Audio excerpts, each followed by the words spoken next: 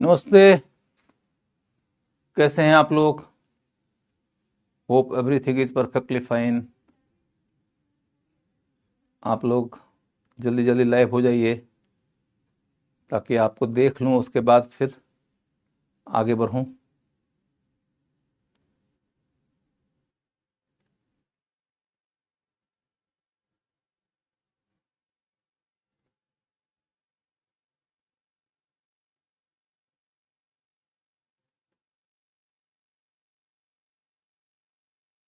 खुशी, अक्षिता, कंचन, अल्फाज, शशि, प्रागु, राधा, आदर्श, सोनम, घनश्याम, नाजिश, अंजलि, हर्षिका, सबको गुड इवनिंग। रोहन पटेल, मोहिनी, सदफ, प्रांसी, कोमल, जयदेव,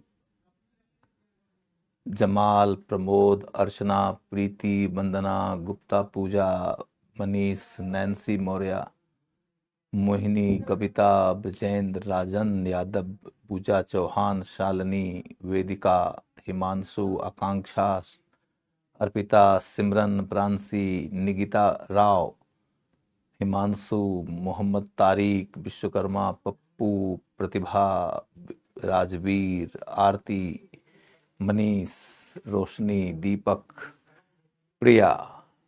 चलिए, सब लोगों को नमस्कार करता हूं। रिया चौधरी जी, प्रवेश शुक्ला जी, सुयश साहब, येशिका, सुरेंद्र, चिराग, सब लोगों को नमस्कार करता हूं। सुमित्रा जी नमस्ते, सुहानी जी, दिनेश, फातिमा, सब लोगों को नमस्कार। प्राणजीत, तनु, आरती पाल, संजना निषाद, पासी सोनी, चांदनी, हेलो। चलिए, आप लोगों को कल के क्लास के ऊपर यदि कोई सवाल है तो जल्दी जल्दी पूछ लीजिए। नैन्सी जी नमस्ते, सुहानी विश्वकर्मा जी, सुहानी विश्वकर्मा नाम लिया ना बेटा? प्रिया, काजल, प्राची, संध्या, मानिक,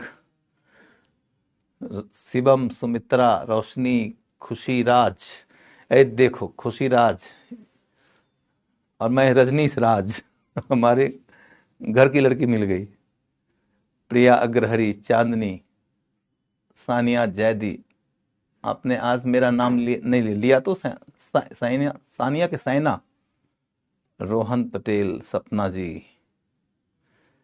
चलिए, सब लोगों को नमस्ते करते हैं। कोई क्वेश्चन यदि आप लोग का हो तो जल्दी जल्दी पूछ लीजिए। आदर्श बाबू नमस्ते, सचिन जी नमस्ते, वंशिका जी नमस्ते, धीरज जी नमस्ते, अच्छा हूं, प्रांसी अच्छा हूं, मंताशा राव नमस्ते, कीर्ति सिंह, कीर्ति जल्दी सवाल पूछ लो बेटा। आज बड़े दिन बाद क्या हुआ? मैं अरे भाग जाता है सब लोग का कमेंट जल्दी से। बहुत अच्छा पढ़ाते हैं, धन्यवाद कोमल बेटा। सपना जी सर, बुद्धिज्म की भाषा का क्या पाली या बुद्धिज्म की भाषा? ठीक है, बुद्धिज्म में जो क्या कहते हैं हीनयानी थे उनकी भाषा पाली है, और जो महायानी थे उनकी भाषा संस्कृत है। Very good question. आप बहुत क्यूट हो। हा हा, धन्यवाद धन्यवाद। बैक्टीरिया के बारे में बताएं, बता दीजिए। बैक्टीरिया के बारे में बता दूं, यहाँ बैक्टीरिया कैसे बताऊं? कुल्लिवाद, द्रोणपाद क्या है? भूमि को नापने के ये सब यूनिट्स हैं, वो आगे चल के आएंगे। वो कुल्लिवाप है वो। चलिए, no doubt. Roshni Mishra, thank you so much sir, god bless you बेटा जी। चलिए, बसर क्या है सर जी? बसर, बसर कहां पढ़े हो? कौन से संदर्भ में पढ़े हो? संदर्भ बताओ तब मैं बताऊंगा। आदर्श पांडे खुश रहिए, ऑल क्लियर, ठीक है, वेरी गुड आदर्श जी। कितनी क्लास बाकी? 5-6 क्लास और बाकी है। You are the best teacher, thank you Pooja, thank you बेटा। अशोक को ग्रेट अशोक कहने के पीछे का आधार, अशोक को ग्रेट अशोक कहने के पीछे के आधार वही है कि वह साम्राज्य का विस्तार छोड़ के कल्याणकारी और जन कल्याणकारी धार्मिक सांस्कृतिक नीति की ओर मुड़ गया, धम्म का से ध्यान दिया, ये सब है। चूंकि मेंस का क्लास ये नहीं है इसलिए मैं ज़्यादा नहीं बोलता हूँ सब विषयों पर। बांग्लादेश में मौर्य का विस्तार नहीं हुआ था। हुआ था तो था, मैंने बताया तो था, आज भी बताऊंगा। पाली ही मागधी बोल रहे हैं सर चैट जीपीटी पे। पाली को ही मागधी, नहीं नहीं नहीं, पाली अलग है, मागधी अलग है। प्राकृत भाषा के ही एक कैटेगरी में पाली है, एक कैटेगरी मागधी है। जो जैन लोग हैं वो मागधी में लिखते हैं और जो या बोलते हैं, और जो बौद्ध लोग हैं वो पाली में बोलते हैं। चैट जीपीटी कई दफा गलत भी उत्तर दे देता है। वो आर्टिफिशियल इंटेलिजेंस पर आधारित है, उसके पास में जो सूचनाएं रहती हैं कई दफा वो गलत सूचना कर देता है प्रोसेस। ठीक है, लेकिन वो क्लियरिटी यही है कि पाली में बोलते हैं और लिखते हैं हीनयानी बौद्ध, और मागधी उसमें भी अर्ध मागधी उसमें लिखते हैं जैन। चलिए, प्राकृत भाषा कैसी थी? आम लोगों की भाषा जिसमें व्याकरण का, शास्त्रीयता का कोई बंधन नहीं हो, वो आम लोगों की भाषा हो गई। चलिए मैं शुरू करता हूं अब आगे आपका टॉपिक। आगे का टॉपिक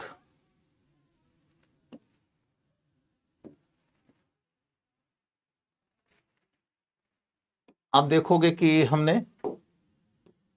पीछे जो पढ़ा था उसको एक दफा यदि मैं रिवाइज करूं, क्या मतलब स्ट्रक्चर बनाऊं, तो एक तो काल है, उसके बाद क्षेत्र है, फिर राजा है, फिर राजा का, उसके बाद उसका प्रशासन है, फिर कला, स्थापत्य, भाषा, लिपि, साहित्य, इसके बाद स्रोत,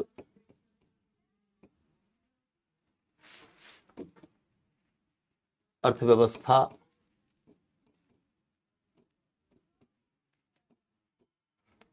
समाज,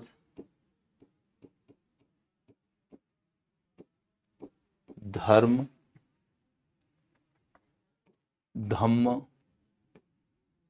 और फिर पतन। ये हमारे मुख्य मुद्दे हैं जिनको लेकर हमारी चर्चा इस टॉपिक पर चलती है। आपके सामने में ये स्पष्ट कर दूं कि काल तो मैंने बताया था कल 321 से लेकर 185 बीसी के बीच में। एक एडिशनल फैक्ट जो आपके काम का हो सकता है, ममता राज जी अच्छे हैं बेटा, तो काल के बारे में एक ध्यान रखिएगा कि ग्रीक स्रोतों के आधार पर काल का निर्धारण होता है। ग्रीक स्रोतों से काल निर्धारण, ये एक इंपॉर्टेंट फैक्ट है जो आपको कभी पीटी में पूछ देगा तो परेशानी हो सकती है लोगों को कि इनके काल का निर्धारण हम कैसे करते हैं। भारतीय लोग बेसिकली जब लिखते थे तो काल का इतना एक्यूरेट ध्यान नहीं रखते थे, तो ग्रीक स्रोतों के साथ मिला जुला कर देखते हैं, तब हमको इनके काल के बारे में समझ बनती है। फिर क्षेत्र के बारे में मैंने कल आपको विस्तार से बता दिया था। आज मैं आप लोगों को एक हल्का सा स्मरण करा देता हूं कि आप देखोगे कि इनके राज्य का विस्तार अफगानिस्तान से होते हुए पेशावर के क्षेत्र से होकर पंजाब, फिर राजस्थान, सिंध, बलूचिस्तान, गुजरात, महाराष्ट्र, कर्नाटक, आंध्र प्रदेश, उड़ीसा, बंगाल, नेपाल, उत्तराखंड और कश्मीर तक जाता है। मैंने इन सभी क्षेत्रों से प्राप्त होने वाले उन स्रोतों के भी बारे में बता दिया था कि जिससे हमें पता चलता है कि उन क्षेत्रों में कौन कौन से प्रमाण के आधार पर हम मौर्य राज्य के विस्तार की बात करते हैं। मैंने ये बताया था कि इनके क्षेत्रीय विस्तार के बारे में जानकारी देने के लिए सबसे उपयुक्त सोर्स यदि कोई है तो वह अशोक का धम्म है। अशोक के धम्म के अलावे कुछ स्रोतों के बारे में मैंने चर्चा किया था, जैसे कि कश्मीर में इनके राज्य के विस्तार की जानकारी का आधार है ये कलहन की किताब राजतरंगिणी, या फिर मैंने बताया था कि मेगास्थनीज ने सेल्यूकस और चंद्रगुप्त के बीच में होने वाली संधि की चर्चा करते हुए कहा था कि 4 राज्य ऐसा है जो कि सेल्यूकस ने दिया था चंद्रगुप्त को। फिर मैंने बताया था कि कर्नाटक के क्षेत्र में मौर्यों के राज्य विस्तार की जानकारी जैन स्रोतों से भी मिलती है, जिसमें यह कहा गया है कि चंद्रगुप्त मौर्य श्रवण बेलगोला में संलेखन की पद्धति के तहत प्राण त्यागा था। और फिर वहां से हमें अशोक के अभिलेख भी मिल जाते हैं, सन्नाटी से या मास्की से। फिर आपको मैंने बता दिया था कि एड़ागुड़ी से हमें अशोक का अभिलेख मिलता है, धौली जोगड़ा से अशोक का अभिलेख मिलता है। बंगाल के क्षेत्र में अशोक का कोई अभिलेख नहीं मिला है, लेकिन फिर भी बंगाल मौर्य राज्य के अधीन था, इसकी जानकारी के लिए एक स्रोत है बौद्ध साहित्य, जिसमें यह बात कही गई है कि अशोक अपने पुत्र महेंद्र और अपनी पुत्री संघमित्रा को जब श्रीलंका भेजा था तो उन्हें छोड़ने के लिए वो ताम्रलिप्ति तक गया था। ताम्रलिप्ति माने बंगाल। उसके बाद फिर हमें ह्वेनसांग ये बताता है कि उसने बंगाल में अशोक का अभिलेख देखा है। अब हमें नहीं मिलता है, हो सकता है नष्ट हो गया होगा। अभी तक हमें अशोक का अभिलेख वहां नहीं मिला है, लेकिन ह्वेनसांग ने कहा है कि उसने देखा था। फिर बंगाल से हमें चंद्रगुप्त मौर्य का एक अभिलेख मिलता है, जिसको महास्थान अभिलेख के नाम से हम जानते हैं। महास्थान अभिलेख, महास्थान अभिलेख ये बंगाल में है, जिसके अंतर्गत ये जानकारी दी गई है कि राजा कहता है कि यदि अकाल पड़ जाए तो स्टेट के अधिकारी को चाहिए कि वो स्थानीय लोगों को लोन उपलब्ध करवाएं, ऋण दें, और उसके आधार पर वो अपनी खेती ठीक कर लें। उसके बावजूद यदि खेती ठीक नहीं होती हो तो स्टेट के अधिकारी को चाहिए कि वो अपने धान्य का जो भंडार है वो लोगों के लिए उपलब्ध करवाएं, यानी कि वो राहत कार्य के माध्यम से लोगों की सहायता करे ताकि कोई अकाल के मारे मर न जाए।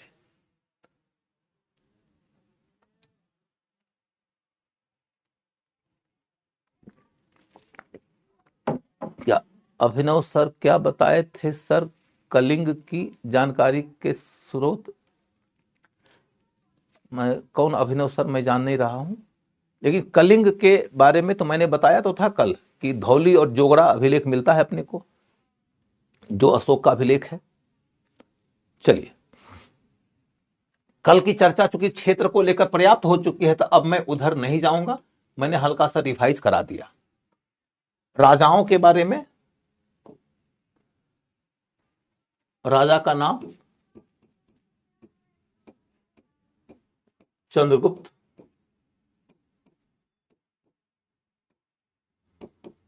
फिर बिंदुसार, और फिर ये अशोक, फिर कुणाल, फिर दशरथ, फिर संप्रति, वृद्धरथ। ये आप कहोगे कि दोबारा क्यों लिख दिया सर, कल तो लिखा ही दिया था, लेकिन यहां एक पर्पस है दोबारा लिखने के पीछे का, तो उसके आधार पर मैं आपको समझाता हूं। आप देखोगे कि मैं अभी ये बताने वाला हूं कि कौन से राजा के काल में कला के संबंध में क्या कार्य हुआ था, स्थापत्य के संदर्भ में क्या कार्य हुआ था, और भाषा लिपि के संदर्भ में क्या कार्य हुआ था, और कौन से राजा की धार्मिक मान्यता क्या थी। कई सारे पॉइंट्स एक साथ में ही मैं खत्म कर दूंगा अभी, तो आपको इसकी क्लैरिटी मिल जाएगी। आप अब देखो, हम बात कर रहे हैं भाषा, लिपि और साहित्य की। भाषा, लिपि और साहित्य की।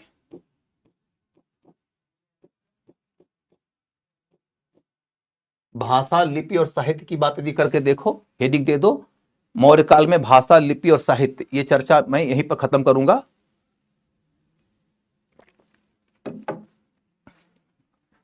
तो लिखिए, नंबर 1 संस्कृत, भाषा की पुस्तकें कौन सी है? संस्कृत भाषा की पुस्तकें कौन सी है? तो एक है अर्थशास्त्र,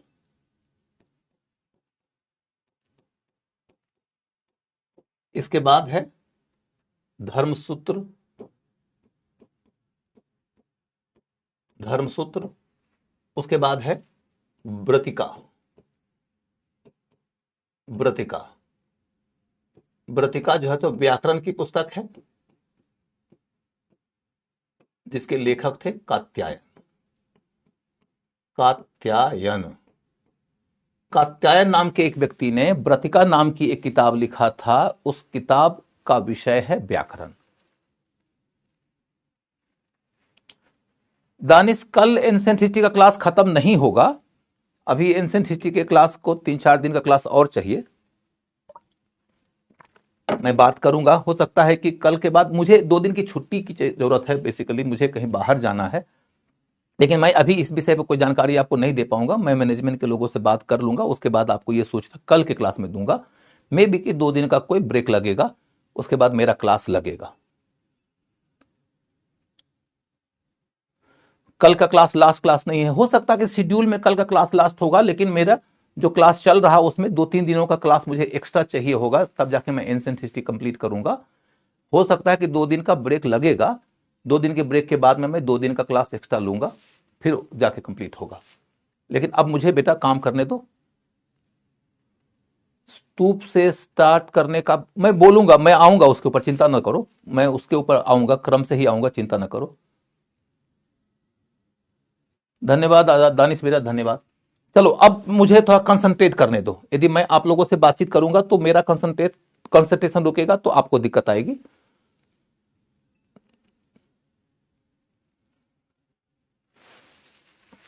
तो संस्कृत भाषा की ये किताबें हैं, उसके बाद पाली भाषा, पाली भाषा की जो किताब मिलेगी वो क्या है? तो वो है अभिधम्म पिटक, अभिधम्म पिटक, और फिर अर्धमागधी भाषा,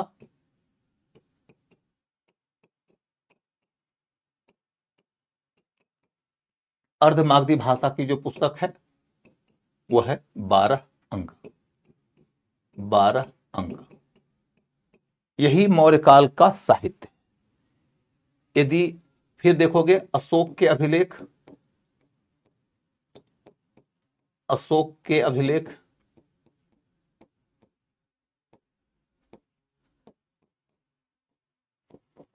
प्राकृत भाषा में है, प्राकृत भाषा में, और आप देखोगे कि इनकी लिपि कौन सी है? तो लिपि है ब्राह्मी, ब्राह्मी। प्राचीन भारत में ब्राह्मी लिपि ही चला करती थी, और ब्राह्मी लिपि के बाद फिर आगे चलकर इसी ब्राह्मी लिपि से देवनागरी लिपि निकली, जिसमें हम लोग अभी लिख रहे हैं, आप भी लिख रहे हैं।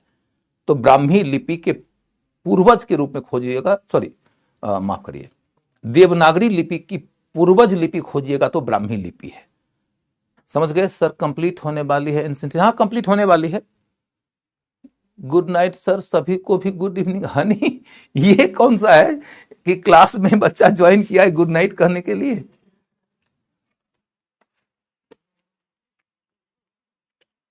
क्लास में बच्चा आया है गुड नाइट करने के लिए? बताओ, अभी क्लास की शुरुआत हुई है, अभी भाग रहा है गुड नाइट करने के लिए।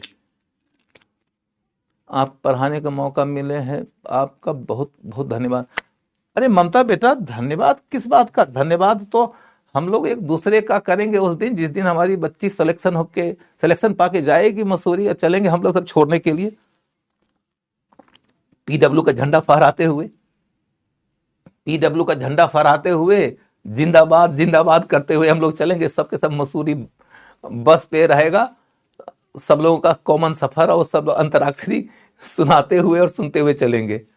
धन्यवाद आरती बेटा, धन्यवाद धन्यवाद। अभिलेख आएंगे, वेदांत आएंगे। मैं आपको कितना पढ़ाया हूं मुझे याद है, तो मुझे उसी क्रम में जाना है, मैं आपको छोड़ूंगा नहीं। आपको भी आदर्श सर जैसे करना चाहिए। क्या करना चाहिए? चलिए चलिए चलिए, ठीक है, अभिलेख पर आएंगे, अभी चिंता मत करो। मैंने आपको यह बताया कि देखो, इस काल के साहित्य के अंतर्गत ये सारी बातें हैं। साहित्य की बात हो गई। साहित्य के बाद फिर हम चलकर देखते हैं कि इस काल के कौन से राजा का क्या धर्म था। तो धर्म के तौर पे देखो, एक चंद्रगुप्त के सामने लिखना जैन। चंद्रगुप्त जैन धर्म अपना लिया था ना। मैंने आपको बताया था कि चंद्रगुप्त ने श्रवण बेलगोला में संलेखन की पद्धति के तहत जान दे दिया था अपनी। तो वो मरा है श्रवण बेलगोला में, मैं बता चुका हूं, तो उसको मैं लिखूंगा नहीं दोबारा, ठीक है। बिंदुसार के बारे में बता चुका हूं कि वो आजीवक था, तो उसके बारे में भी ज्यादा नहीं विस्तार से बताऊंगा, कुछ भी क्लियर है। अशोक के बारे में कि वह बौद्ध था, बौद्ध था, इसके बारे में भी ज्यादा नहीं बताऊंगा। फिर कुणाल बौद्ध था, दशरथ आजीवक था। बताया था कि अशोक और दशरथ दोनों ने गुफाओं का निर्माण करा के आजीविकों को दान दिया था। दान दिया था अशोक ने भी, लेकिन अशोक का अपना धर्म बौद्ध है, उदार है धार्मिक नीति को लेकर, तो इसलिए आजीविकों को भी दान देता है। दशरथ ने भी दान दिया है, दशरथ का तो अपना धर्म भी आजीवक ही है। इसके बाद संप्रति ये जैन था, और वृद्धरथ ये बौद्ध था, बौद्ध था। तो आपके सामने में मैंने सारे राजाओं का नाम लिख दिया। अब 2 लाइन और लिख लेना। मौर्य राजा की धार्मिक नीति उदार थी, उदार धार्मिक नीति। क्योंकि कई दफा कॉन्सेप्चुअल क्वेश्चन आ जाता है। उदार धार्मिक नीति का मतलब क्या होता है कि सबको स्वतंत्रता थी, सबको स्वतंत्रता थी। किस बात की स्वतंत्रता? अपने धर्म को चुनने, उसका पालन करने, उसका प्रचार प्रसार करने की स्वतंत्रता थी।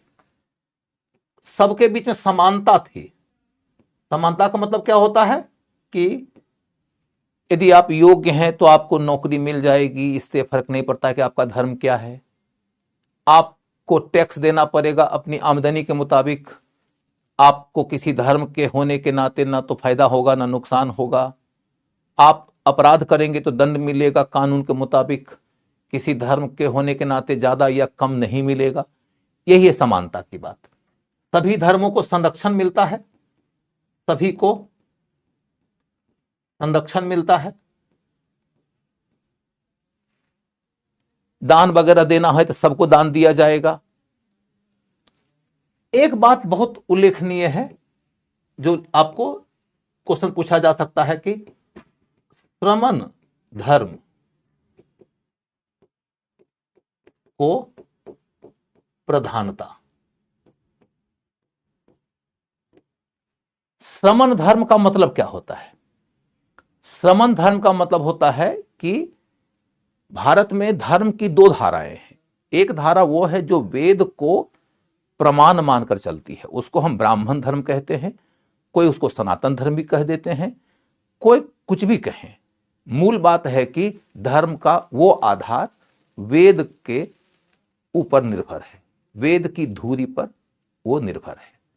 दूसरी धारा ऐसी है जो कि ईश्वर को ही नहीं मानती है, जो कि वेद को प्रमाण नहीं मानती है, उसको श्रमण कहते हैं। श्रमण के ही अंतर्गत बौद्ध भी आते हैं, श्रमण के अंदर ही जैन भी आते हैं, आजीवक भी आते हैं, चारवाक भी आते हैं। तो मौर्य काल में ब्राह्मण धर्म को ज्यादा संरक्षण मिला या कि श्रमण धर्म को? तो उत्तर है, दे दीजिए,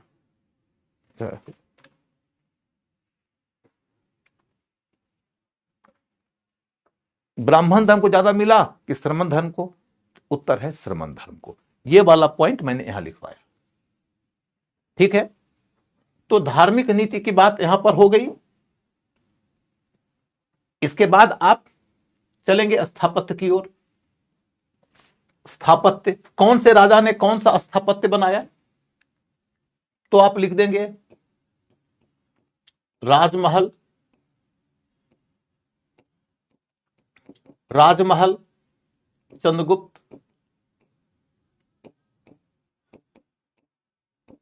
और अशोक।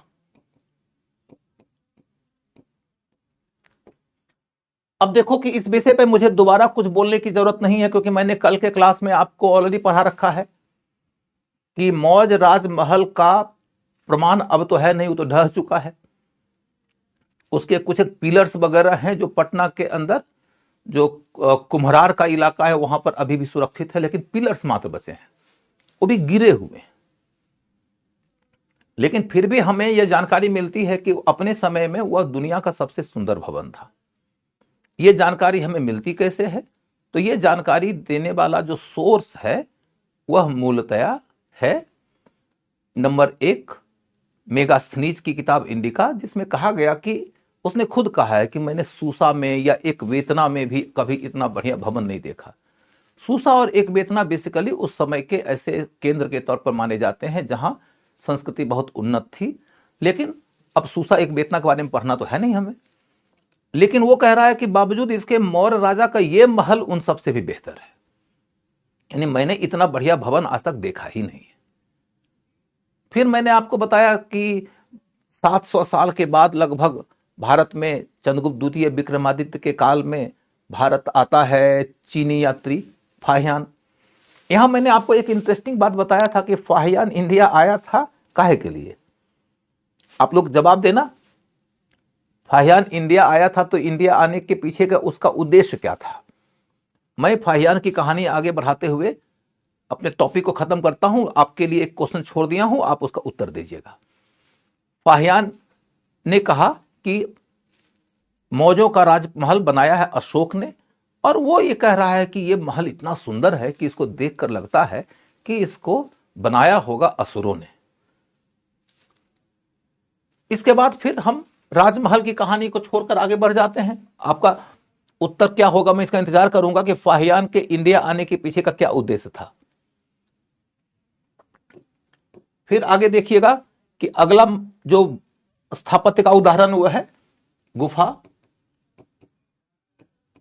जो अशोक ने और अशोक ने और दशरथ ने बनाया था। अशोक और दशरथ ने बनाया था। बौद्ध धर्म की शिक्षा के लिए ना बेटा, मैंने आप लोगों ने किसी ने उत्तर नहीं दिया। मैं अभी भी इंतजार करूंगा कि मैंने पढ़ाया है इसीलिए मैं पूछा हूं। चलिए फिर और क्या भवन है? तो स्तूप, 84,000 स्तूपों की चर्चा है अशोक के द्वारा।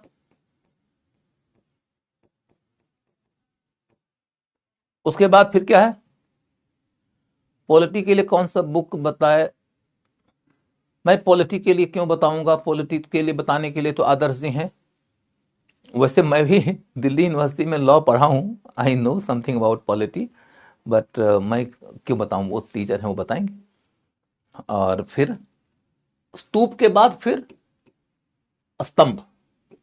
मौर्य राजा अशोक ने स्तंभ बनवाया था। स्तंभ कौन बनवाया है? अशोक ने।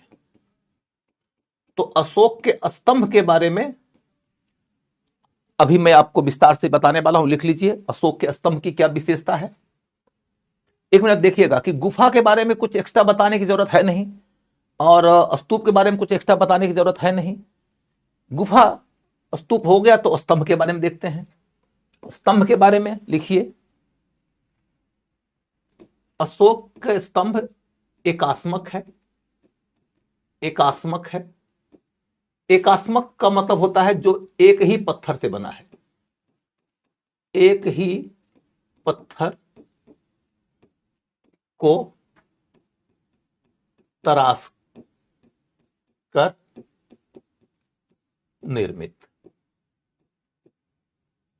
एक ही पत्थर को तराश कर निर्मित, इसको एकास्मक बोलते हैं। उसके बाद दूसरा ऊपर की ओर पतला होता जाता है, ऊपर की ओर पतला होता हुआ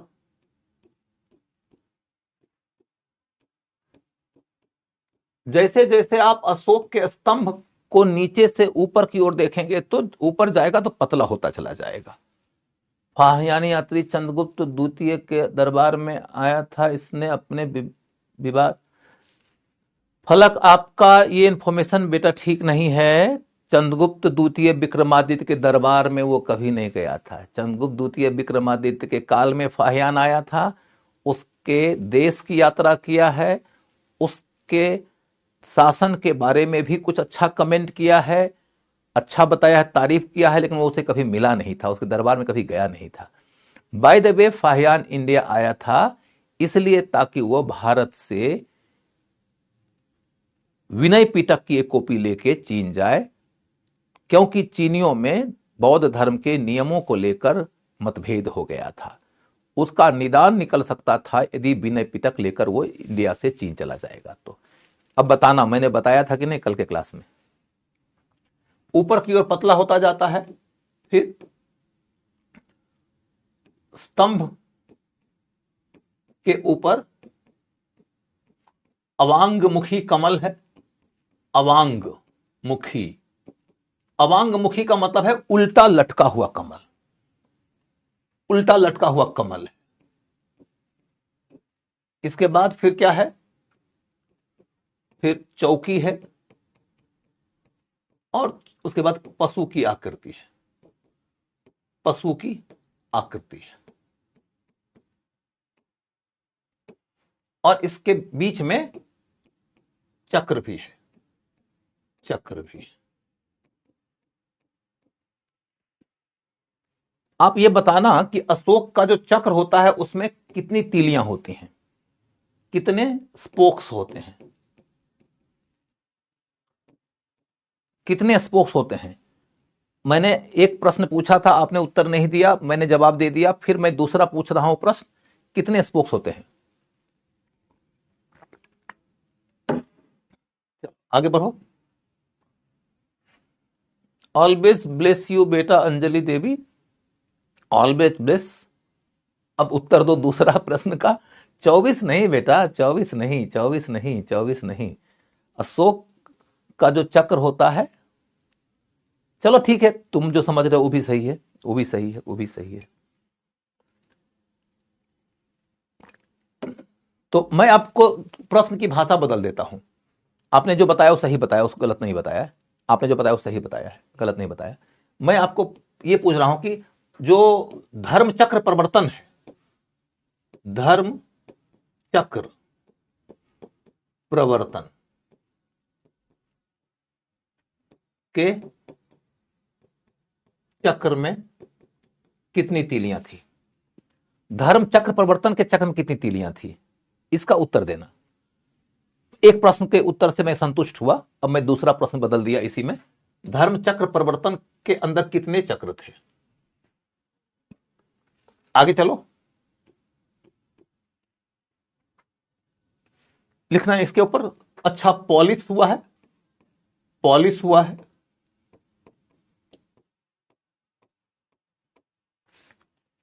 इसके बाद फिर इसमें यह देखना है कि कहां पर कौन सी मूर्तियां हैं, कहां पर कौन कौन सी मूर्तियां हैं। यह मैंने कल के क्लास में बता दिया था। क्या बात है यार, तुम लोग आज सबके सब बढ़िया उत्तर दिए जा रहे हो। 8 एकदम सही है। अष्टांगिक मार्ग है ना, अष्टांगिक मार्ग को ही सिंबलाइज करता है वो 8 चक्र। 8 चक्र के अंतर्गत जो 8 है, नहीं आकांक्षा बेटा, 8 है वो, 8 है, 8 है, 8 8 अष्टांगिक मार्ग है ना, उसी को रिप्रेजेंट करता है वो। खैर उसको छोड़ो, मैंने आपको ये बताया कि कहां कहां पर मूर्तियां हैं, इसकी चर्चा होगी। एकात्मक है, इसको मैंने ऑलरेडी समझा रखा है। यहां से मुझे लगता है कल के क्लास में मैंने ये बता दिया था कि कहां पर कौन सी मूर्तियां थी, कहां पे कौन सी मूर्तियां बनी है, कि सारनाथ में क्या है, बसाढ़ में क्या है, रामपुरवा में क्या है, सांकिसा में क्या है, धौली में क्या है, ये मैंने बता दिया था। क्या मैं बता दिया हूं? सही बोलना तुम लोग। कल के क्लास में मैं ये लिखा दिया था ना कि कहां पर कौन सी मूर्तियां मिली हैं। अब मेरे इस सवाल का जवाब दे दो बेटा कि कहां पर कौन सी मूर्तियां मिली हैं। मैंने कल लिखवा दिया था ना। यदि लिखवा दिया था तो मैं उसको दोबारा नहीं लिख पाऊंगा, लेकिन उस पर मैं क्वेश्चन लिखूंगा। हाँ, एक क्वेश्चन लिखो, लिखो एक क्वेश्चन। 4 सिंह,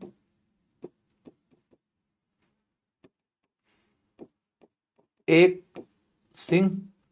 अब कई लोग सिंह को शेर बोलते हैं, कोई दिक्कत नहीं है, उसमें कंफ्यूज मत होइएगा। मतलब शेर सिंह यहां पर एक ही माना जाएगा। एक सिंह, बैल,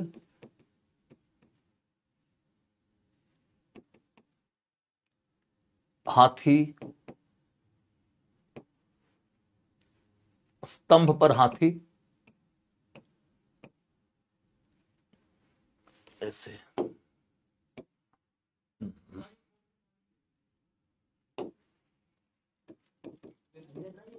स्तंभ पर 4 शेर, फिर स्तंभ पर एक शेर, फिर स्तंभ पर एक हाथी।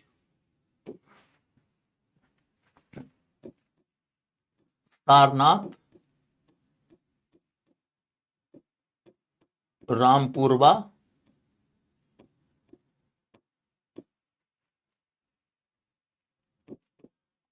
धौली। क्वेश्चन है इनमें से कितना सही है, कितना सही है, कितना सही है।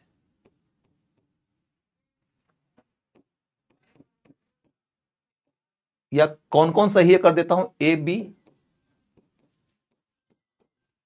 फिर बी सी,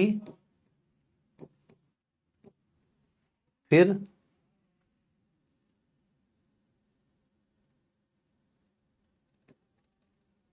ए ओनली,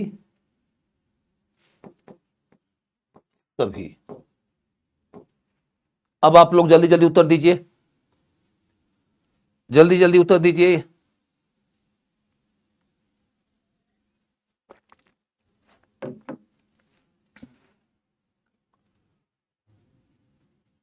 क्या बात है, very good very good very good very good. चलिए अब मैं आपको स्पष्ट करूं इस पे। सारनाथ में 4 शेर मिले हैं, ये तो सही ही है, ये तो राष्ट्रीय चिन्ह ही है अपना। रामपुरवा में शेर मिला है कि बैल मिला है? तो रामपुरवा में हमें 2 स्तंभ मिला है, एक पे बैल है और एक पे शेर है। मैंने लायन और ऑक्स दोनों मिला है, तो ये सही हो जाएगा। और स्तंभ पर हाथी, धौली, ये गलत है। धौली में हाथी हमें मिला जरूर है, लेकिन धौली का हाथी स्तंभ पर नहीं बना हुआ है। स्तंभ पर हाथी जो बना है वो बना है संकिसा में, संकिसा में। और धौली का जो हाथी है वो तो एक चट्टान को काटकर बनाया गया है। यूं ही एक चट्टान है, उसको काटकर हाथी का शेप दे दिया गया, पीछे चट्टान ही है, आगे वो हाथी जैसा हो गया है।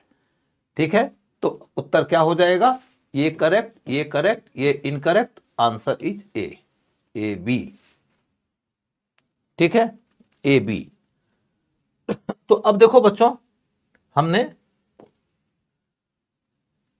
कला देख लिया, स्थापत्य देख लिया, भाषा और लिपि देख लिया, इनका धर्म हमने देख लिया। पतन हमने ऑलरेडी कल के क्लास में कर लिया था। पतन के बारे में कोई ज्यादा जानकारी आपको चाहिए ही नहीं पीटी के ख्याल से।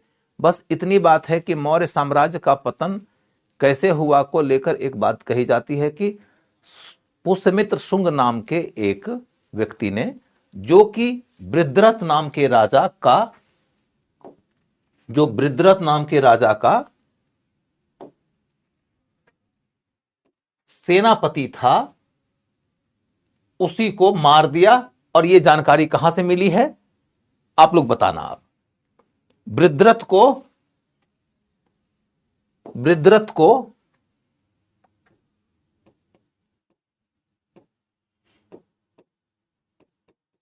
वृद्धरथ को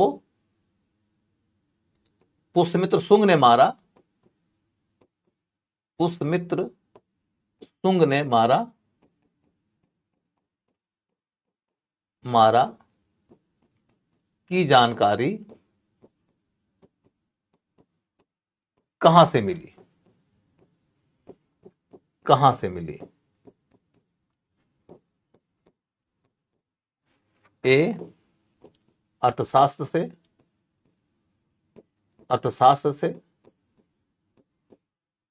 बी इंडिका से। सी अशोक के अभिलेख से।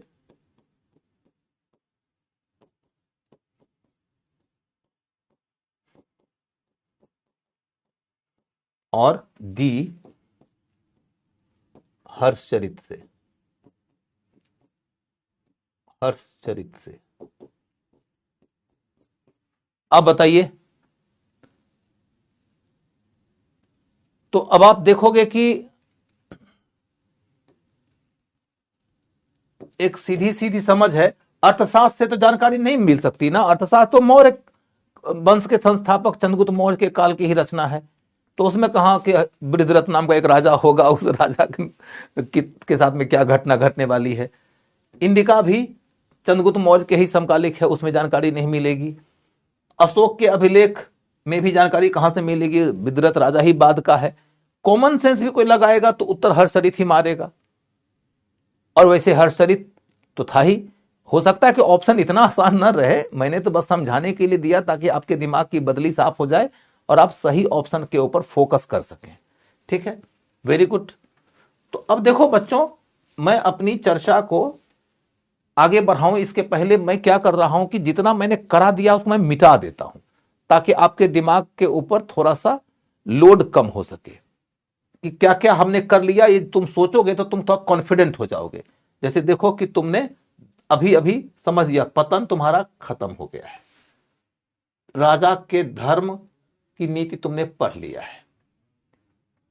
तुमने काल इनका पढ़ लिया है, क्षेत्र इनका पढ़ लिया, तुमने राजा पढ़ लिया, कला स्थापत्य इनका तुमने पढ़ लिया, भाषा लिपि तुमने इनका पढ़ लिया।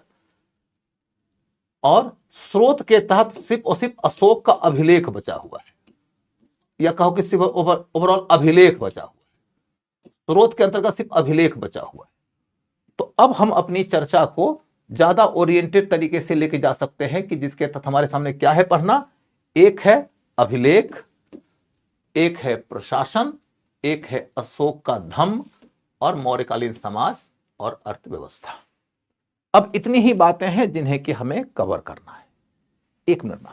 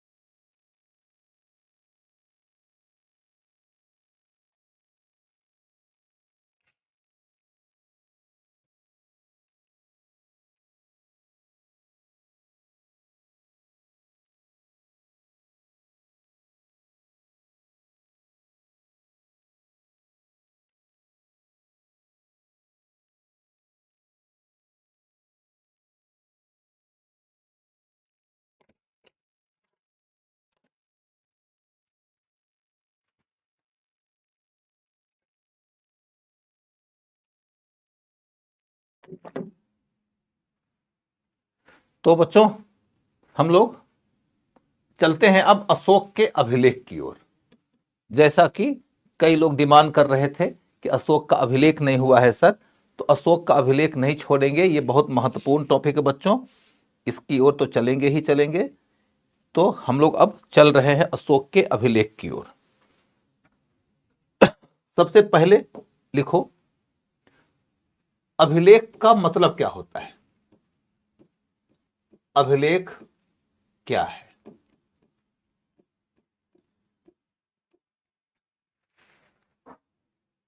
अभिलेख और शिलालेख का अंतर क्या है? अभिलेख और ताम्र पत्र लेख क्या है? तो आपको समझना यह है कि अभिलेख की ही एक श्रेणी है शिलालेख,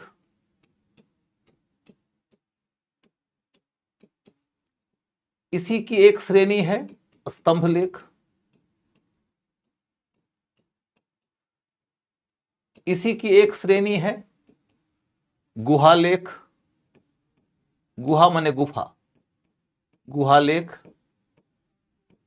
इसी की श्रेणी है एक ताम्र पत्र लेख, ताम्र पत्र लेख। तो आपको यह समझना है कि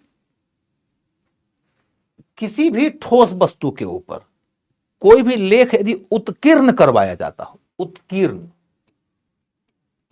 कोई भी लेख यदि उत्कीर्ण कराया गया हो, तो उसी को हम अभिलेख बोलते हैं। अभिलेख सिंपल सा किसी कागज पे लिखा हुआ लेख नहीं है। जैसे मैं यहां लिख रहा हूं, यह अभिलेख नहीं होगा। अभिलेख वो होगा जो उत्कीर्ण करवाया जाएगा, और इसीलिए अभिलेख को पुरातत्व की श्रेणी में रखा जाता है। लिखे हुए को कुछ टेम्परिंग के रास्ते कुछ बदला जा सकता है। मान लो कि मैंने एक किताब लिखा, किताब में मैंने जो कहा वो मैंने कह दिया और मैं अब दुनिया से चला गया। उसके बाद मेरी किताब का 4 पेज कोई निकाल दे और मेरी भाषा से मिलती जुलती भाषा में ही 4 पेज अपने मन का कुछ जोड़ दे, तो उसमें कुछ टेम्परिंग हो गई, हेरफेर हो गया। या मेरी किताब मैंने लिखा 100 पेज में, कोई और 10 पेज उसमें साथ जोड़ दे, अब 110 पेज की किताब हो गई, 10 पेज किसी ने अपने मन का लिख दिया, तो टेम्परिंग हो गई, हेरफेर हो गया। अभिलेख में इस प्रकार का हेरफेर नहीं होता है। आप किसी लेटर को तोड़ेंगे तभी तो जब जाके उसको बदलेंगे, तोड़ेंगे तो छेड़छाड़ हो गया, तो मिट जाएगा, दिख जाएगा सब कुछ। अभिलेख को पुरातत्व में इसीलिए रखते हैं। कोई यदि बेसिक हिस्ट्री नहीं जानते हैं तो उनको इसमें भी दिक्कत आ जाएगी कि पूछ दिया जाएगा कि अभिलेख कौन सी श्रेणी में आता है, पुरातात्विक स्रोत में आता है कि साहित्यिक स्रोत में आता है, तो कहीं वो साहित्यिक स्रोत में दे दे क्योंकि इसमें लेख है। तो ध्यान रखिएगा, लेख है बावजूद इसके वो पुरातत्व में आता है, और पुरातत्व में इसीलिए आता है क्योंकि उसमें लिखा हुआ जो है वह उत्कीर्णित होता है, सिंपल कलम से नहीं लिखा जाता है। उसके बाद फिर देखो, किसी ठोस वस्तु पर तुम लिख सकते हो, उत्कीर्ण कर सकते हो। वो यदि पत्थर पर किया गया है, पत्थर मैंने शिला, तो वो शिलालेख हो गया। यदि वो स्तंभ पर किया गया है तो स्तंभ लेख हो गया। यदि किसी गुफा में किया गया है दीवार पे तो गुहा लेख हो गया। यदि किसी तांबे की पट्टी पर किया गया है तो ताम्रपत्र लेख हो गया। इस तरीके से ये सब कुछ अभिलेख ही की श्रेणी में आते हैं। अब चल के देखो कि अशोक के जो अभिलेख हैं वो इन 3 श्रेणियों के हैं। अशोक के अभिलेख में हमें ताम्रपत्र लेख नहीं मिला है। अशोक के अभिलेख में हमें ताम्रपत्र लेख नहीं मिला है। यदि तुमसे कोई पूछे कि मौर्य कालीन इतिहास के लिए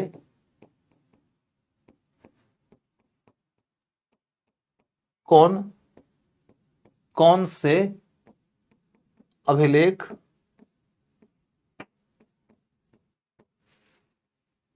उपयोगी स्रोत हैं, उपयोगी स्रोत हैं।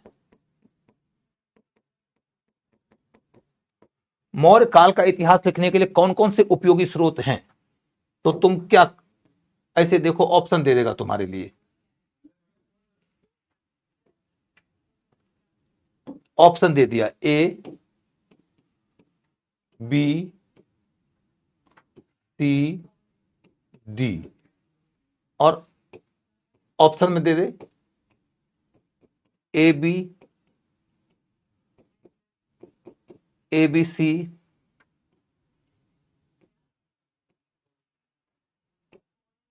ए बी डी, सभी। तो क्या होगा उत्तर? क्या होगा उत्तर? आप लोग जल्दी जल्दी उत्तर बताओ। मौर्य काल का इतिहास लिखने के लिए कौन कौन से अभिलेख उपयोगी स्रोत हैं? ए बी सी डी के आधार पर ऑप्शन बना है, तो क्या उत्तर होगा? ज्यादातर लोगों ने उत्तर बी बताया, जिसमें ए बी सी है। तो यहां पर देखो बेटा, तुम लोगों ने एक गलती कर दिया। तुमने क्या गलती किया? मैंने एक प्रश्न पूछा है मौर्य काल का इतिहास लिखने के लिए, जानबूझकर ये क्वेश्चन गढ़ा ही था। मैंने पूछा है मौर्य काल का इतिहास लिखने के लिए। मैंने ये कहा है कि अशोक का इतिहास लिखने के लिए। मैंने ये भी नहीं कहा है कि अशोक का इतिहास या अशोक के अभिलेख कौन से हैं। यदि अशोक के अभिलेख की बात करोगे तो शिलालेख है, स्तंभलेख है, गुहालेख है, ताम्रलेख नहीं है। लेकिन यह बात तब होगी जब वो अशोक का अभिलेख होगा। लेकिन मैंने प्रश्न पूछा है कि मौर्य काल का इतिहास लिखने के लिए कौन कौन से अभिलेख उपयोगी हैं। तो मौर्य काल के इतिहास के लिए अभिलेख लिखो। लिखो मौर्यकालीन इतिहास के लिए अभिलेख। अभिलेख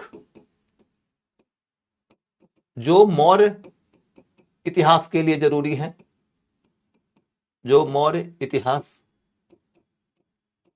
लेखन के लिए जरूरी है।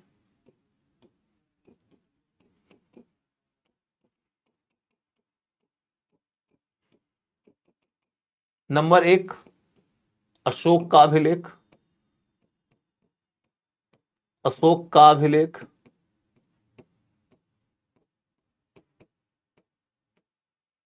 नंबर 2, नंबर 2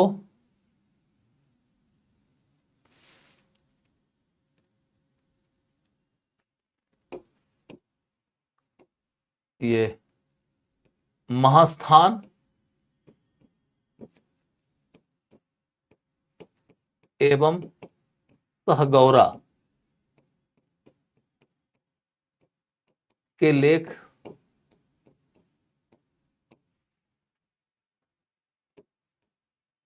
फिर रुद्रदामन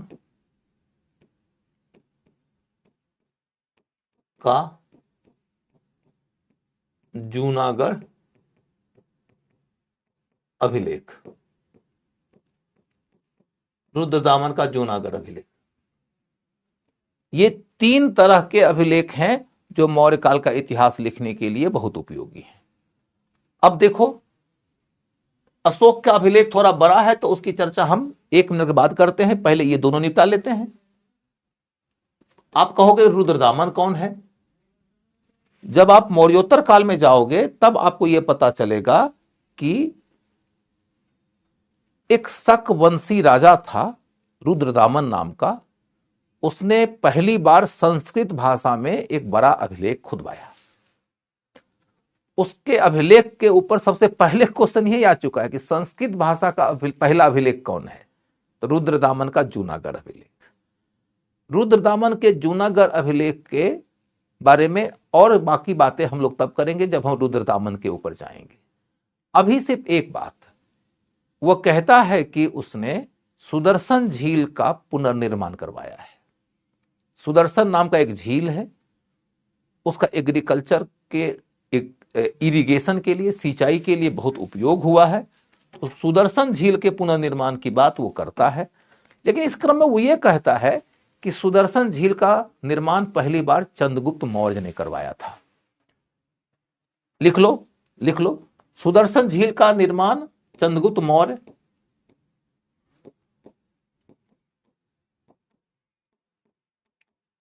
के गवर्नर पुष्यगुप्त और अशोक के गवर्नर तुषास्प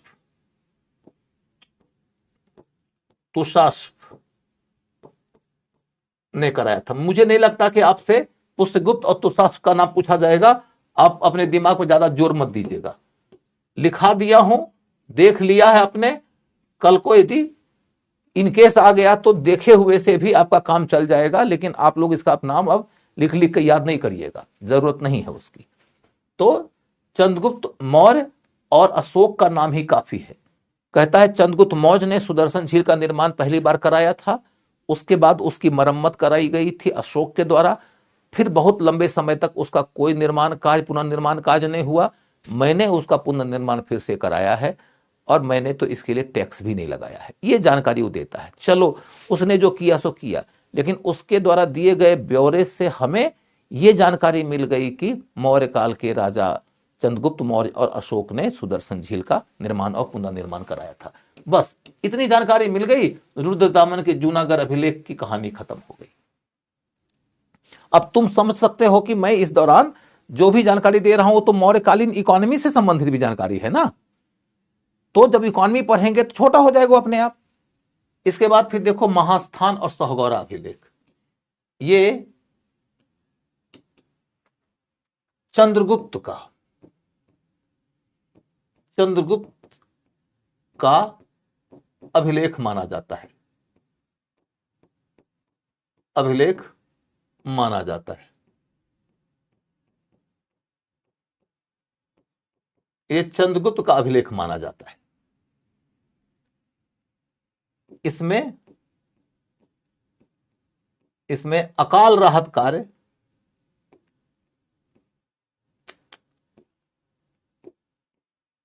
अकाल राहत कार्य की चर्चा है। इतना ही काफी है, अकाल राहत कार्य की चर्चा। मैंने कुछ देर पहले आपको बताया था ना कि महास्थान का एक अभिलेख है जो चंद्रगुप्त का अभिलेख माना जाता है। महास्थान कहां है? बांग्लादेश में है, और सहगौरा उत्तर प्रदेश में। तो महास्थान और सहगौरा दोनों ही अभिलेखों में यह चर्चा है कि यदि अकाल पड़े तो राज्य को चाहिए कि वह लोगों के लिए राहत कार्य करे। तो अकाल राहत कार्य, इससे आपको क्या पता चला? स्टेट जो है वह वेलफेयर का कार्य भी करता है, वेलफेयर का कार्य भी करता है। एक और जानकारी मैंने आपको दिया था कि महास्थान वाले अभिलेख में कहा गया है कि अकाल के समाधान की कोशिश में सबसे पहले चाहिए कि कृषकों को ऋण दिया जाए। ऋण, तो आपको क्वेश्चन सिंपल पूछा जाएगा कि क्या मौर्य काल में राजा किसानों को ऋण उपलब्ध कराते थे?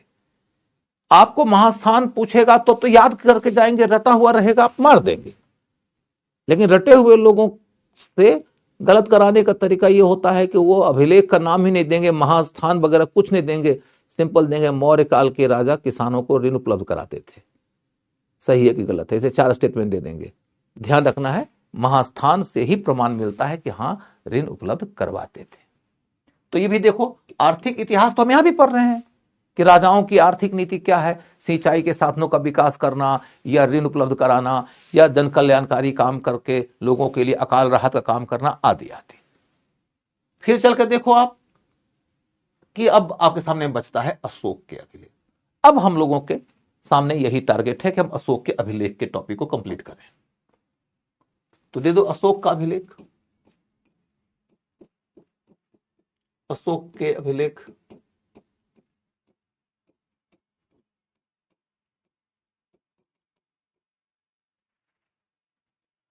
अशोक के अभिलेखों के बारे में ही मैंने आपको बताया कि भैया इसके कुछ अभिलेख मिलते हैं गुफा में। तो गुफा लेख कहां है?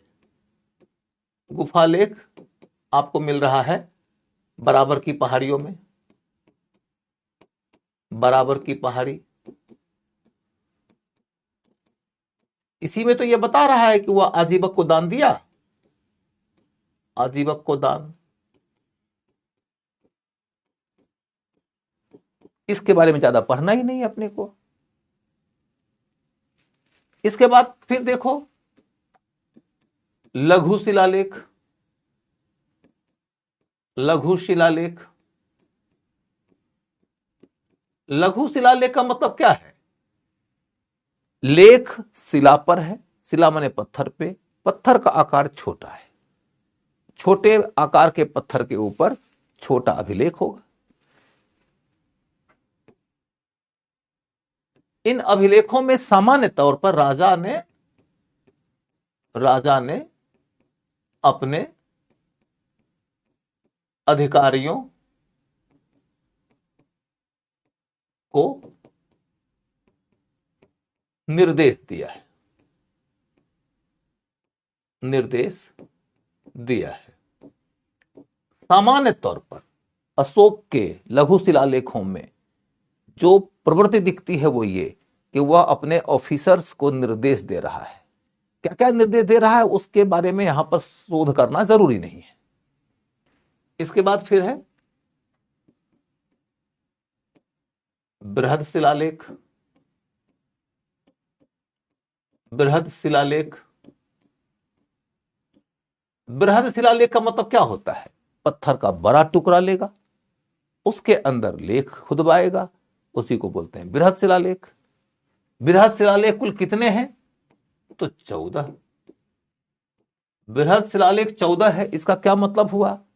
क्या इसका यह मतलब हुआ कि 14 जगहों से मिलता है? नहीं, बृहद शिलालेख 14 है। इसका मतलब है कि किसी भी पत्थर के बड़े टुकड़े के ऊपर आर्टिकल, जो कुल 14 आर्टिकल्स हैं, 1 2 3 4 5 14, कुल 14 आर्टिकल्स हैं। इसी को बोलते हैं बृहद शिलालेख, 14 बृहद शिलालेख। अब उन 14 बृहद शिलालेखों के ऊपर तुमसे क्वेश्चन पूछा जा सकता है कि कौन शिलालेख में क्या बात कही गई है, कौन शिलालेख में क्या बात कही गई है, कौन से शिलालेख में क्या बात कही गई है, यह तुमसे पूछा जा सकता है। मैं अभी 4-5 का नाम लिखा देता हूं, फिर मैं आपको शिलालेख दिखाऊंगा तो उसके रास्ते रिवीजन हो जाएगा। पहले मैं बिना कोई फोटो, बिना कोई पिक्चर के ही 4-5 का लिखवा देता हूं, फिर जब देखोगे तो आपको याद हो जाएगा। तो लिखो सबसे पहला बृहद शिलालेख, सबसे पहला बृहद शिलालेख पशु हत्या पर रोक, पशु हत्या पर रोक।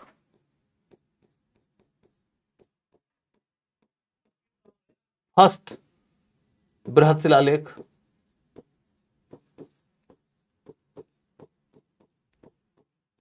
पहला बृहद शिलालेख में लिखा गया है कि उसने पशु हत्या पर रोक लगाया है। उसने लिमिट कर दिया है कि हमारे किचन वगैरह काम के लिए इतने ही पशुओं की हत्या होगी। मैंने कुल मिलाकर मांसाहार को रोककर शाकाहार की ओर वो मुड़ता हुआ नजर आता है।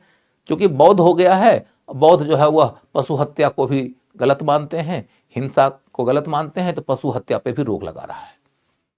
उसके बाद फिर दूसरा देखोगे, दूसरा क्या है?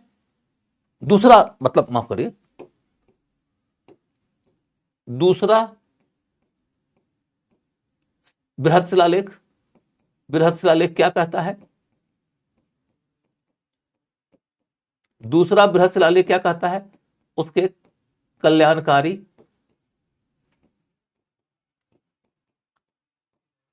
कार्यों का ब्यौरा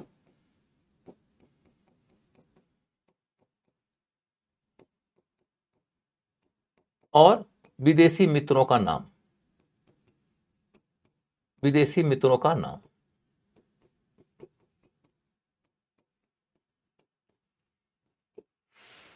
दूसरे बृहत शिलालेख में दो तरह की बात कही गई है। एक बात यह कि उसके द्वारा किए गए कल्याणकारी कार्यों का एक लिस्ट है कि सड़कों के किनारे वृक्षारोपण कराया, तो कुआं खुदवाया, तो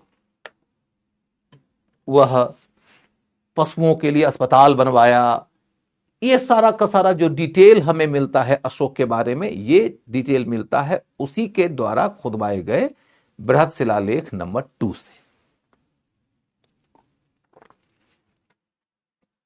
अब उसके बाद फिर देखो नंबर, जो अगला पॉइंट जो आपके लिए काम का है वो ये कि 7वां और 12वां शिलालेख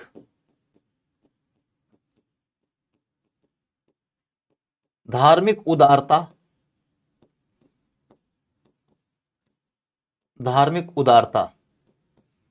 का वर्णन करता है।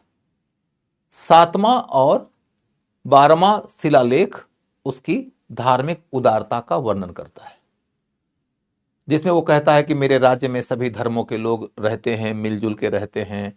वो कहता है कि लोगों को चाहिए कि वह एक दूसरे के साथ में अपने धर्मों की शिक्षा का आदान प्रदान करें, एक दूसरे के साथ में सार वृद्धि करें और वचोगुति का पालन करें, माने वाक संयम का पालन करें, अपने धर्म की भी ज़्यादा बड़ाई नहीं करें, दूसरे के धर्म की निंदा बिल्कुल नहीं करें, नहीं तो इससे आपस में प्रतिस्पर्धा पैदा होती है, आपस में तनाव और टकराव पैदा होता है, सौहार्द बंधुत्व खत्म हो जाता है। ये सारी बातें वो बताता है। तो कुल मिलाकर देखो तो 7वां और 12वां शिलालेख से धार्मिक उदारता की नीति, फिर 13वां शिलालेख, 13वां शिलालेख, 13वां शिलालेख, फिर विदेशी मित्रों का वर्णन, विदेशी मित्रों का वर्णन,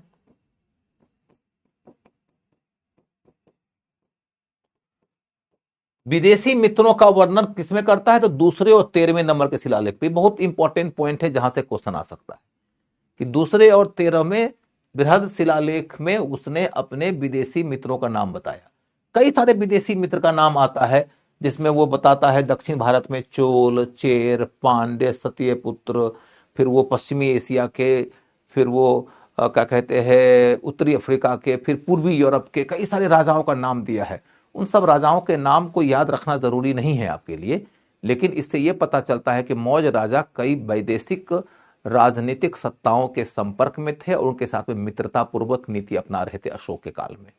क्योंकि अशोक ने बौद्ध धर्म अपनाने के बाद साम्राज्य विस्तार की नीति का त्याग कर दिया था। कहा जाता है कि उसने भेरी घोष का त्याग किया और धम्म घोष का मार्ग अपनाया। किसी बच्ची ने पूछा था कि अशोक को महान क्यों कहा जाता है। कई सारे कारण हैं, लेकिन सबसे बड़ा कारण जो है वो ये कि अशोक दुनिया का अकेला ऐसा राजा था जो अपनी शक्ति के शीर्ष पर जब था तब यह घोषणा कर दिया कि वह युद्ध नहीं करेगा, यानी साम्राज्य के विस्तार के लिए युद्ध नहीं करेगा। कहा कि मुझे कलिंग युद्ध के लिए खेद है। यह कहा कि युद्ध में कोई नहीं जीतता है। ये बोला कि मुझे कलिंग युद्ध में जितना खून खराबा हुआ है उसका 1000वां हिस्सा भी बहाना पड़े तो अब मैं नहीं बहाऊंगा। जिस समय वो कह रहा था उसमें वो कमजोर नहीं था, उस समय उसके इतना ताकतवर शासक पूरी दुनिया में कोई नहीं था और तब वो ये बात कह रहा था। इसलिए अशोक महान है। दुनिया में ताकतवर शासकों ने अपने ताकत का दुरुपयोग करते हुए दुनिया के लिए एक से एक तरह की तबाहियों को जन्म दिया है और अशोक उस समय कह रहा है कि नहीं भैया, हम तो शांति की नीति अपनाएंगे। पड़ोसियों को कह रहा है कि आप हमारे मित्र हैं, जियो और जीने दो। और देश के लोगों को कह रहा है प्रजा हमारी संतान की तरह है, मैं पिता की तरह उसका पालन पोषण करूंगा, मैं उसका इहलोक परलोक दोनों संवारना चाहता हूं। लोगों को कह रहा है कि भाई तुम सब अपने अपने धर्म का पालन करो, लेकिन किसी का धर्म संपूर्ण रूप से सत्य नहीं है। सभी लोग एक दूसरे के संपर्क से कुछ लाभ उठा सकते हैं, एक दूसरे के साथ में संवाद करो। और अपने धर्म की ज्यादा बड़ाई, दूसरे की निंदा न करो, नहीं तो सौहार्द बिगड़ता है। इस तरह की बात राजा आपको सिखा रहा है। समझते हैं, भारत जैसे देश में जहां विविधताएं बहुत ज्यादा हैं, हमारे देश को हिंदू और मुसलमान की विविधता के बीच मात्र डील नहीं करना है। हमें से बहुत सारे लोग इस बात के लिए उत्साहित रहते हैं कि हिंदू मुसलमान के मुद्दे के ऊपर छाती चौड़ा करके बोल लेते हैं। 1 मिनट के लिए तुम अपने सिलेबस से मुसलमान को बाहर कर दो, उसके बाद क्या तुम्हारे समाज में विविधता खत्म हो जाएगी? लड़ने के लिए तुमको मुसलमान चाहिए तो मुसलमान मिल जाएगा, मुसलमान को हिंदू चाहिए तो हिंदू मिल जाएगा, और उसके बाद में एक दूसरे से लड़ना छोड़ दो तो आपसे में लड़ने लगोगे। लड़ने के लिए तो कारण खोजने की जरूरत है, बस खोजने की भी जरूरत नहीं, कारण तो मिल ही जाता है। लड़ने की प्रवृत्ति होनी चाहिए। अब मिलने की प्रवृत्ति हो तो जिससे झगड़ा होता है लोग उससे भी मिल जाता है। वो तो बात इतने भर की है कि तुम्हारी प्रवृत्ति कैसी है, मिलने की है कि लड़ने की है। अशोक की प्रवृत्ति मिलाने वाली है, अशोक की प्रवृत्ति मिलाने वाली है। ये ऐसा कैरेक्टर है जो भारत की विविधता के बीच में लोगों को शांतिपूर्ण अस्तित्व का पाठ पढ़ा रहा है। भारत इसी रास्ते बेसिकली एक राष्ट्र बना है जो विविधता को स्वीकार करके सबकी स्वतंत्रता, सबकी समानता, सबके बीच भाईचारा को एक्सेप्ट नहीं करेगा। वो भारत रूपी राष्ट्र के निर्माण के रास्ते में किसी न किसी तरीके का रोड़ा ही अटकाएगा। ठीक है, तो अब चल के देखो तुम कि अशोक के बृहद शिलालेखों के बाद देखोगे यहां पर स्तंभ लेख मिलेगा। स्तंभ लेख आपने सुना होगा, अशोक के 7 स्तंभ लेख हैं। 7 स्तंभ लेख का क्या मतलब है? 7 स्तंभ लेख का मतलब यह नहीं है कि प्रत्येक स्तंभ के ऊपर 7 अभिलेख है। पहले तो समझो, 7 स्तंभ लेख का सामान्य मतलब होता है कि एक स्तंभ होगा, स्तंभ के ऊपर 7 आर्टिकल्स होंगे, माने 7 बातें कही जाएंगी। लेकिन सारे के सारे स्तंभों पे 7 लेख नहीं है। एक ही स्तंभ है जिसके ऊपर 7 लेख है, बाकी पर सिर्फ 6 है। पहले टोपरा में था वह स्तंभ, उसको फिरोज शाह तुगलक दिल्ली ले आया, इसलिए उसको दिल्ली टोपरा कहते हैं। दिल्ली टोपरा मात्र एक स्तंभ है जिसके ऊपर 7 लेख है। यह क्वेश्चन आ सकता है। 7 स्तंभ सिर्फ 7 स्तंभ लेख सिर्फ टोपरा में, यानी दिल्ली टोपरा ऐसे कहो, दिल्ली टोपरा के स्तंभ लेख में ही 7 आर्टिकल्स हैं, बाकी में सिर्फ 6 है। बाकी सारे के सारे स्तंभों पे सिर्फ 6 आर्टिकल्स हैं। ये अकेला है जिसके अंदर 7 आर्टिकल्स हैं।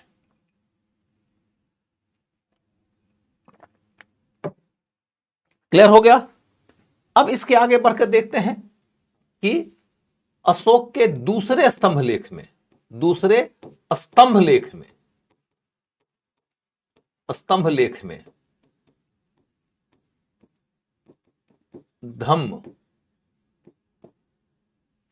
धम्म को परिभाषित किया गया। धम्म को परिभाषित किया गया है।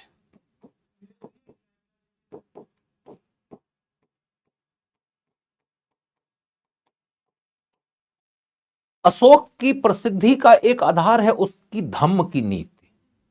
धम्म का मतलब, धम्म प्राकृत भाषा का शब्द है, इसका सामान्य अर्थ समझिए धर्म।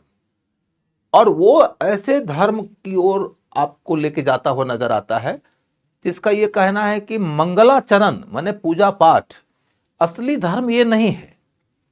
वो कह रहा है कि धम्म का जो सबसे मूल शुद्ध स्वरूप है वो ये है कि आप पाप न करिए, आप कल्याणकारी काम करिए, आप दया दान का भाव रखिए, आप सत्य बोलिए, आप सदाचारी जीवन जिए, यही असली धर्म है।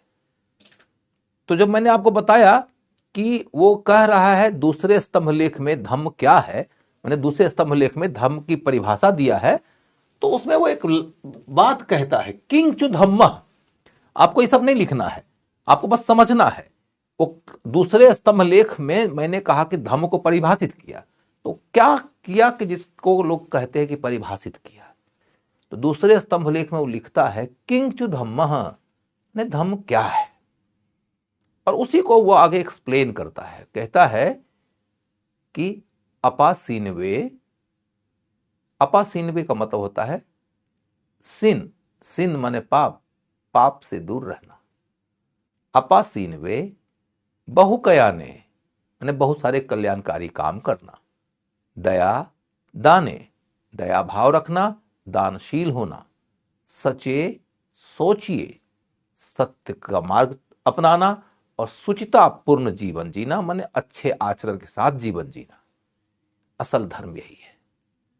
तो तुम सोचो कि उसके धर्म की परिभाषा पर तुमको यदि क्वेश्चन पूछ दिया जाए, ऐसे ही क्वेश्चन दे देगा कि अशोक के धर्म के अंतर्गत किस बात पर सबसे ज्यादा बल दिया गया, और ऑप्शन में रहेगा कर्मकांड के ऊपर,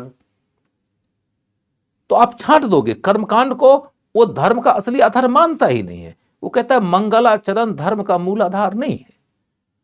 वो तो एक जगह कहता है अपने अभिलेख में कि जो धर्माचरण नहीं कर सकता वो असली धार्मिक नहीं है। माफ करिए, वो बोलता है बल्कि जो सदाचार के जीवन को नहीं जी सकता, जो नैतिक जीवन नहीं जी सकता, वो असली धार्मिक व्यक्ति नहीं। असल धार्मिक व्यक्ति वही है जो नैतिक है, जो सदाचारी है। जो सदाचारी नहीं है, जो नैतिक नहीं है, वो सच्चे अर्थों में धार्मिक नहीं है। ये अशोक कह रहा है। समझ गए आप लोग? अब हमने जब इतना परिचय आपको दे दिया, तो अब मैं आपको अशोक के अभिलेखों की ओर लेके जाता हूं।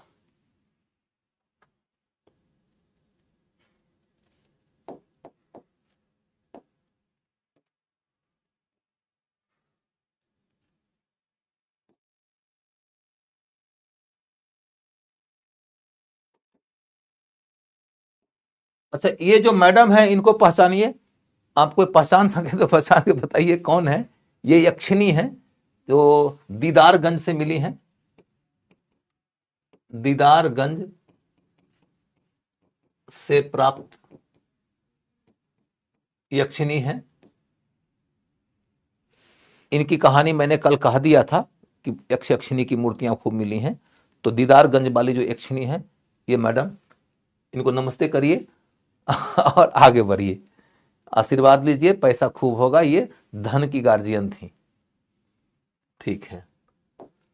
इसके बाद ये देखो पिलर इंस्क्रिप्शन ऑफ अशोका, जो मैंने आपको बताया स्तंभ के ऊपर, स्तंभ के ऊपर अभिलेख है। तो ये स्तंभ है, स्तंभ के ऊपर ये अभिलेख है। ये अभिलेख कौन सी भाषा में है?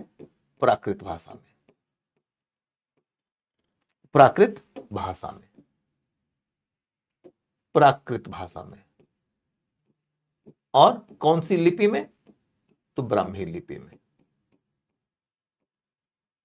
अशोक का एक अलग अभिलेख है जो कंधार का अभिलेख है। कंधार का अभिलेख जो दो भाषी है। कंधार, कंधार का जो अभिलेख है वो ग्रीक और अरेमाइक, अरेमाइक लेख भाषा में है। इसको दो भाषी बोलते हैं। अकेला यही अभिलेख है, दो भाषी अभिलेख। यह भी पीटी के लिए क्वेश्चन के ख्याल से इंपॉर्टेंट है। ठीक है। इसके बाद फिर ये देखो उनका लेख है। ऐसे ही इसको मतलब मैंने बस प्राकृत से हिंदी करके इसका एक स्ट्रक्चर बनाया, लेकिन आपके लिए काम का नहीं, तो मैं छोड़ देता हूं, ज्यादा टाइम लेगा ये, नहीं तो मैं समझाता आपको। ये देखो पत्थर का बड़ा टुकड़ा है। पत्थर के बड़े टुकड़े के ऊपर इसी में कुल 14 आर्टिकल मिलेंगे आपको। तो इसी को मेजर रॉक एडिक्ट कहते हैं, मेजर रॉक एडिक्ट। ठीक है, माने बृहद शिलालेख। ये देखो माइनर रॉक एडिक्ट, पत्थर का छोटा टुकड़ा है, उसके ऊपर लेख है। केव इंस्क्रिप्शन, बार बार के गुफाओं में अशोक के द्वारा जो गुफा में लेख लिखवाया गया, ये केव इंस्क्रिप्शन है। ये तो ऑलरेडी आपके सामने रखा जा चुका है, तो इसमें कोई जाने की जरूरत नहीं है। हाँ, यथा एक बात देख लीजिएगा, एक एक छोटा सा पॉइंट आपको बताना चाहूंगा यहां पर कि ये है, ये देखो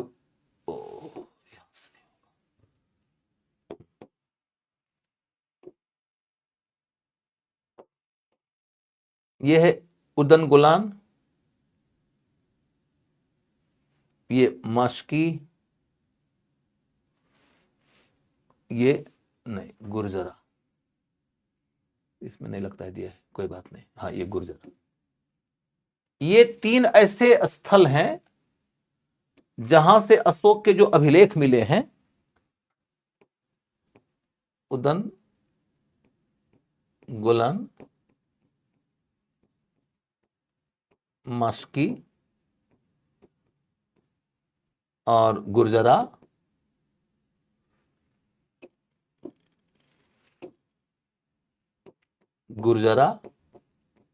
ये जो अभिलेख है ना, इन तीनों स्थलों से जो अभिलेख मिले हैं, इन अभिलेखों की खास विशेषता है, यहां अशोक का नाम मिलता है, अशोक का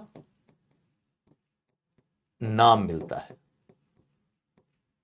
शुरुआती दौर में अशोक के अभिलेख हमारे पास में उपलब्ध हैं भी, तो भी उसको पढ़ नहीं पाते थे क्योंकि हमें प्राकृत का ज्ञान नहीं था। और 1837 ईस्वी में 1837 ईस्वी में पहली बार जेम्स प्रिंसप नाम के विद्वान ने, जेम्स प्रिंसप नाम के विद्वान ने अशोक के अभिलेख को पढ़ा। अशोक के अभिलेख को पढ़ने वाले जेम्स प्रिंसप भारत के लिए बड़ी सारे पुरातात्विक खोज का काम किए। बाद में उन्हीं के एक शिष्य थे कनिंघम।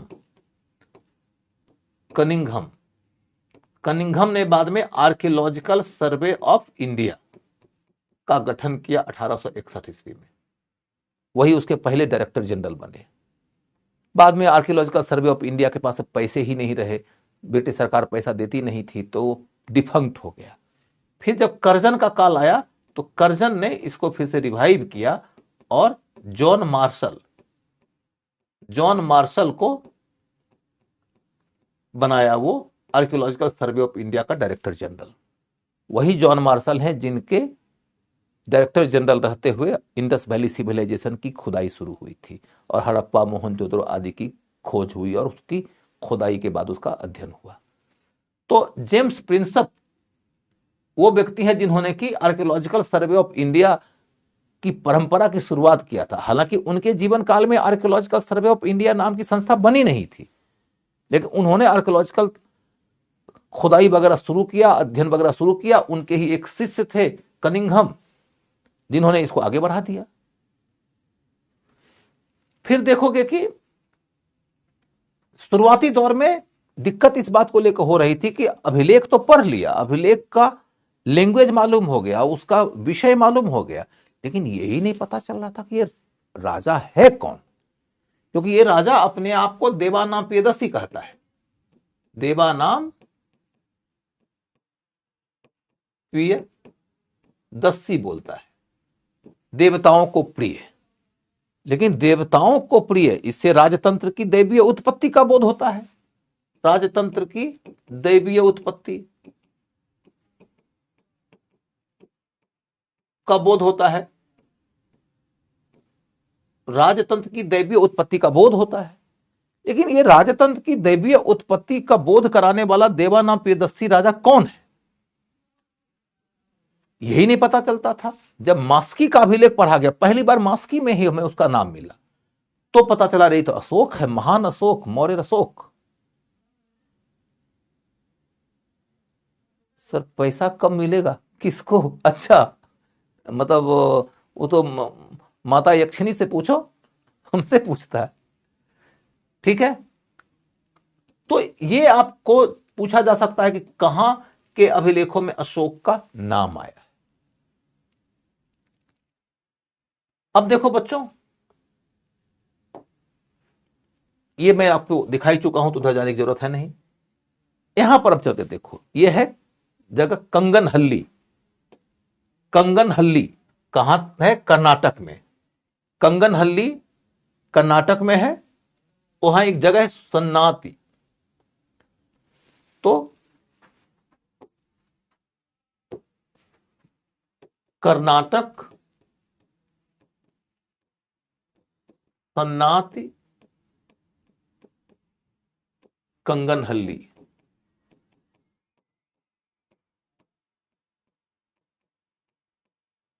कर्नाटक एक राज्य, राज्य के अंदर गुलबर्गा एक जिला, उसी के अंतर्गत सन्नाटी का जो इलाका है वहां एक छोटा सा क्षेत्र है कंगनहल्ली। उस कंगनहल्ली से हमें एक बड़ा एविडेंस मिला। क्या एविडेंस मिला? तो ये एक मूर्ति है ऐसी, इस मूर्ति को देखो तो पता नहीं कौन है, हम समझ तो नहीं पा रहे हैं कि कौन है, लेकिन उसके नीचे लिखा हुआ है, उस मूर्ति के नीचे लिखा हुआ है राइनो अशोक, राइनो अशोक। ये एक अकेला उदाहरण है भारत में जहां हमें अशोक की मूर्ति भी मिली है, और ये अशोक हैं, ये मैडम है उनकी, और उनके साथ में उनके दास दासियां हैं। हो सकता है कि अन्य सारी पत्नियां हो, लेकिन ये मालूम नहीं। नाम सिर्फ एक का है, राइनो अशोक का। ये पीटी में ऑलरेडी पूछ लिया गया है, समझ गए आप लोग? राइनो अशोक। फिर देखो बच्चों, ये फिर उसका सामान्य सा स्ट्रक्चर है जो आपको ऑलरेडी मैं बता चुका हूं, तो इधर दोबारा आपको लिखना कुछ नहीं है। अभिलेख है, लघु शिलालेख है, इसमें ज्यादातर राजकीय आदेश है। गुर्जरा मस्की और उडन गुलन भी बोला, वहां से हमें राजा का नाम मिलता है। बाकी 14 बृहद शिलालेख हैं। इसमें देखोगे कि जो 11वां, 12वां और 13वां बृहद शिलालेख है, ये बहुत इंपॉर्टेंट फैक्ट है, इसको लिखना होगा। 11वां, 12वां और 13वां, आपको नंबर नहीं याद करना है, नंबर में मत फंसिएगा, ये बिना मतलब का झंझट है। अशोक के 14 शिलालेखों में से 3 आर्टिकल्स ऐसे हैं जो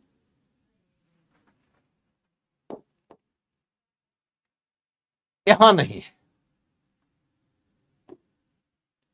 यहां नहीं है। बाकी सब जगह उनके 14 के 14 आर्टिकल्स हैं। हालांकि कई जगहों पे टूट गए हैं, अभी 14 आर्टिकल सब जगह मिलते नहीं है, लेकिन 14 आर्टिकल उन्होंने लिखवाया अपने सारी जगहों पे जहां लिखवाना था। किंतु ये 2 जगह ऐसा है जिसमें वो 14 आर्टिकल नहीं, मतलब वो 3 आर्टिकल्स नहीं है, क्योंकि उनमें चर्चा की गई थी कलिंग के ऊपर अशोक के हमले और उससे होने वाली तबाही के ऊपर। अशोक ने बताया है कि कितने लाख लोग मरे, घायल हुए, आदि आदि आदि।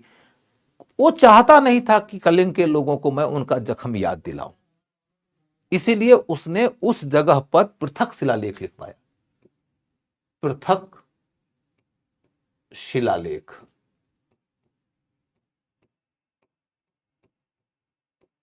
दो पृथक शिलालेख, माने 2 अलग बातें उसने कह दी उन 3 जगहों, उन 3 बातों की जगह पर 2 पृथक शिलालेख वाला जो मुद्दा है, यह पूछा जाता है कि कहां से प्राप्त हुआ है। क्वेश्चन आएगा 2 पृथक शिलालेख कहां से प्राप्त हुए हैं, तो धौली और जोगड़ा से। धौली और जोगड़ा से। कहां है धौली जोगड़ा? तो कलिंग में, माने उड़ीसा में।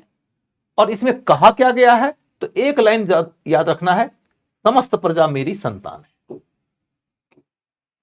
समस्त प्रजा मेरी संतान है।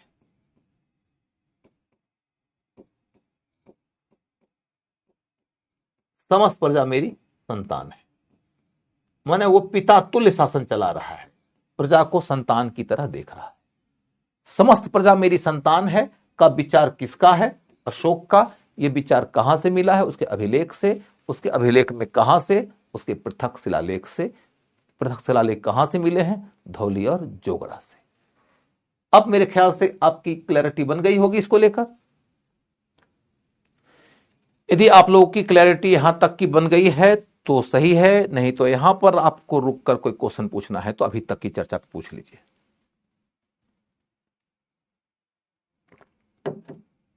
अभी तक की चर्चा के ऊपर यदि आप लोगों को कोई क्वेश्चन पूछना है तो आप अभी पूछ लीजिए।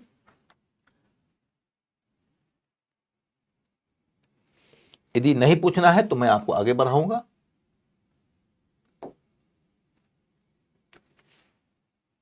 क्लियर है? Very good, no doubt sir.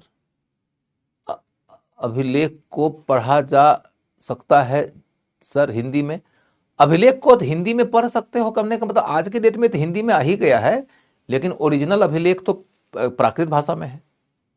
No doubt, very good. आपको क्या शिलालेख पढ़ना आता है? शिलालेख पढ़ना किसी के लिए मुश्किल नहीं होता है बेटा, शिलालेख की भाषा आना चाहिए, ज्यादा इंपॉर्टेंट ये है। शिलालेख पढ़ना कहां मुश्किल है, शिला पे लेख लिखा हुआ है, वो कोई भाषा में लिखा हुआ है, वो भाषा तुमको यदि आता है तो शिलालेख पढ़ लोगे, भाषा नहीं आता है तो नहीं पढ़ पाओगे। जैसे मुझे प्राकृत भाषा नहीं आता है, मैं थोड़ा मोड़ा ऑटो ऑटो जोड़ के 2-4 लाइन पढ़ लूंगा, लेकिन मुझे इतना ही आता है। तुम मेरे सामने में यदि रख दोगे कोई शिलालेख जो कि प्राकृत भाषा में लिखा हुआ है और तुम उसको बोलोगे कि साहब इसको पढ़ के समझा दीजिए, तो मैं नहीं समझा पाऊंगा, मुझे नहीं आता है प्राकृत लैंग्वेज।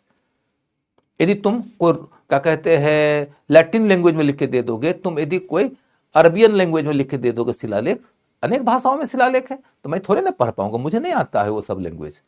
तो हाँ, अंग्रेजी में दे दोगे पढ़ दूंगा, हिंदी में दे दोगे पढ़ दूंगा, कुछ हद तक, ज्यादा एक्सपर्ट बिल्कुल नहीं हूं, कुछ हद तक संस्कृत में पढ़ दूंगा, लेकिन थोड़ा मोड़ा फारसी में पढ़ दूंगा, क्योंकि हिस्ट्री में कुछ कुछ पढ़ा हूं, लेकिन ज्यादा नहीं पढ़ पाऊंगा।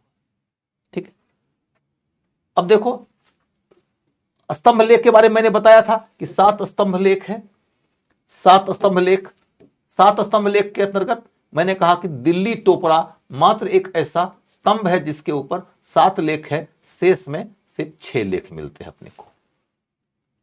ठीक है, इस क्रम में देखोगे कि आपको मिलेगा रुमिनदेई लघु शिलालेख, उसमें ये एक इंपॉर्टेंट फैक्ट है, उसको नोट कर लो, नोट करो।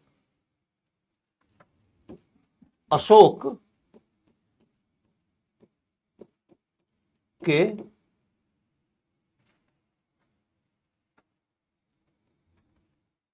निगलिवा सागर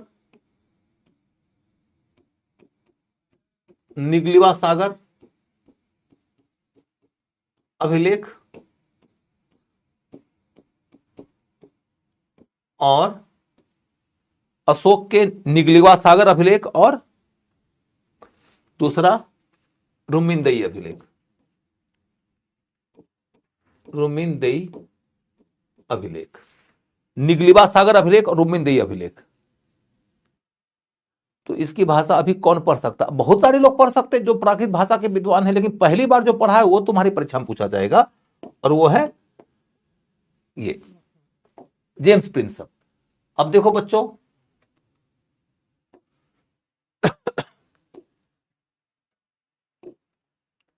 ये एक है निगलिवा सागर अभिलेख और यहां पर है लुम्बिनी में रुमिनदेई अभिलेख।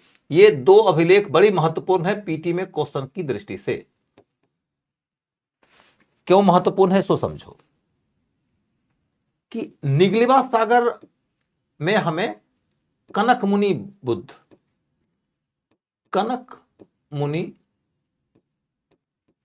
बुद्ध के लिए अशोक की श्रद्धा का उल्लेख मिलता है। मेरे साथ नोट करना, निगलिवा सागर कहां है? नेपाल में। बहुत इंपॉर्टेंट है क्वेश्चन के लिए। निगलिवा सागर ब्रैकेट में लिखना, नेपाल के अभिलेख से पता चलता है कि अशोक ने कनक मुनि बुद्ध के प्रति अपनी श्रद्धा अभिव्यक्त किया था, वहां यात्रा भी किया था,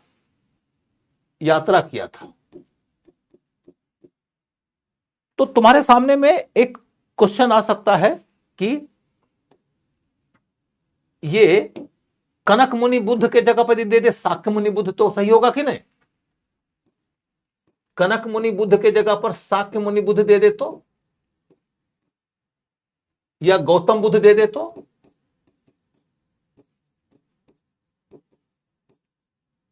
ये सही होगा कि नहीं? कनक मुनि बुद्ध के जगह पर यदि वो शाक्य मुनि बुद्ध दे दे या गौतम बुद्ध दे दे तो क्या सही होगा? तो ये गलत हो जाएगा।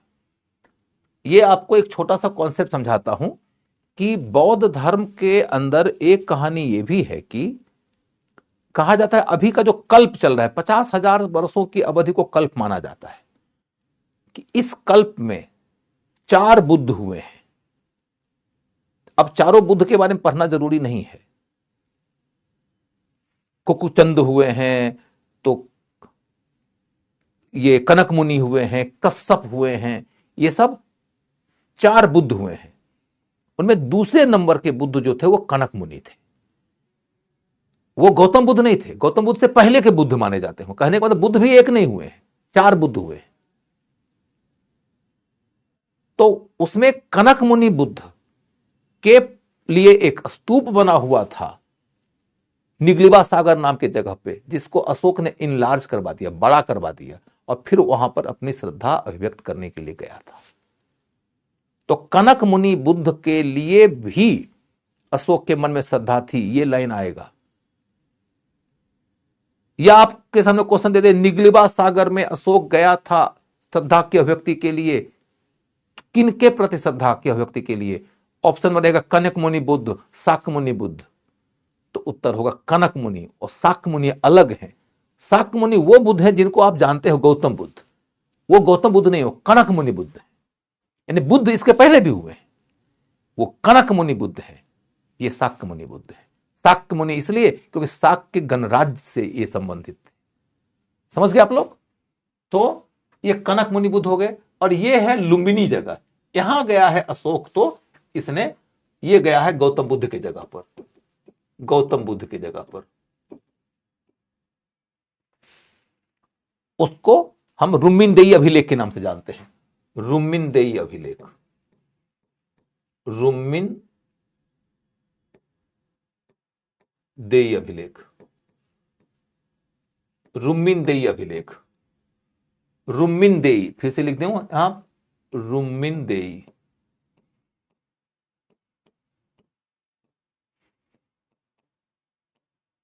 कहां है? लुम्बिनी में। यहां अशोक क्यों गया है? अशोक गया है बुद्ध के प्रति अपनी श्रद्धा अभिव्यक्त करने के लिए, बुद्ध के प्रति अपनी श्रद्धा अभिव्यक्त करने के लिए। बुद्ध के प्रति श्रद्धा अभिव्यक्त करने के लिए जाने का क्या मतलब हुआ? बुद्ध के प्रति श्रद्धा अभिव्यक्त करने के लिए जाने का मतलब यह हुआ कि बुद्ध वहां जन्म लिए थे, इसीलिए उस जगह पे गया और वहां के लोगों को कर मुक्त कर दिया, कर मुक्त कर दिया। इसका स्पष्ट मतलब हुआ कि वह इलाका अशोक के राज्य में आता है। जब उसके राज्य में आएगा कोई इलाका, तब ना उस इलाके के लोगों के ऊपर जो कर लगता है कर को हटा पाएगा। तो अशोक उस इलाका में गया और बुद्ध के प्रति, माने इसमें शाक्य मुनि बुद्ध के प्रति, माने गौतम बुद्ध के प्रति अपनी श्रद्धा अभिव्यक्त करते हुए वहां के लोगों को टैक्स फ्री कर दिया। कुल मिलाकर देखो तो ये इंपॉर्टेंट फैक्ट है जिस फैक्ट को लेकर क्वेश्चन पूछा जा सकता है। ठीक है, इसके बाद फिर देखोगे कि ये एक इलाहाबाद का अभिलेख है। इलाहाबाद के अभिलेख के बारे में लिखो, वो कोसोम अभिलेख कहलाता है। यहां तुमको इलाहाबाद मिलेगा, लेकिन बौद्ध स्रोतों में उसको कोसोम अभिलेख कहा गया, क्योंकि पहले कोसाम्बी हुआ करता था ना वो। बेटा 15 मिनट क्लास और चलेगा, अभी 20 मिनट, 7:15 में शुरू हुआ था तो 9:15 में खत्म होगा। कोसोम अभिलेख, कोसोम, कोसोम अभिलेख है। कोसोम कहां है? कोशाम्बी, इलाहाबाद में। यहां पर यह जानकारी मिलती है कि वह बौद्ध संघ, बौद्ध संघ के मतभेद को मिटाने के लिए, मतभेद को मिटाने का उपाय किया था। कहां पर? तो यहां पर, वहां पर। लेकिन आपको क्वेश्चन में कोसोम लिखा हुआ मिलेगा, क्वेश्चन में आपको ये इलाहाबाद लिखा हुआ नहीं मिलेगा।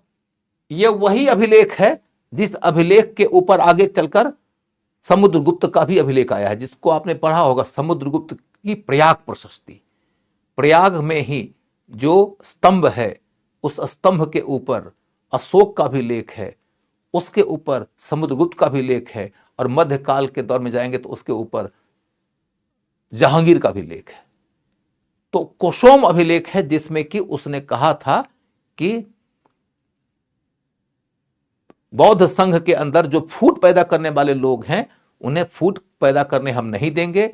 यदि हम देखेंगे कि कुछ लोग षड्यंत्र कर रहे हैं तो हम उन्हें सफेद वस्त्र पहनाकर, माने गेरुआ वस्त्र पहनते हैं ना भिक्षु, हम सफेद वस्त्र पहनाकर उन्हें फिर से गृहस्थ आश्रम में भेज देंगे। इसलिए आप लोग बौद्ध संघ में फूट डालने की कोशिश मत करिए। ठीक है, ये पूरी कहानी हो गई। अब देखो बच्चों,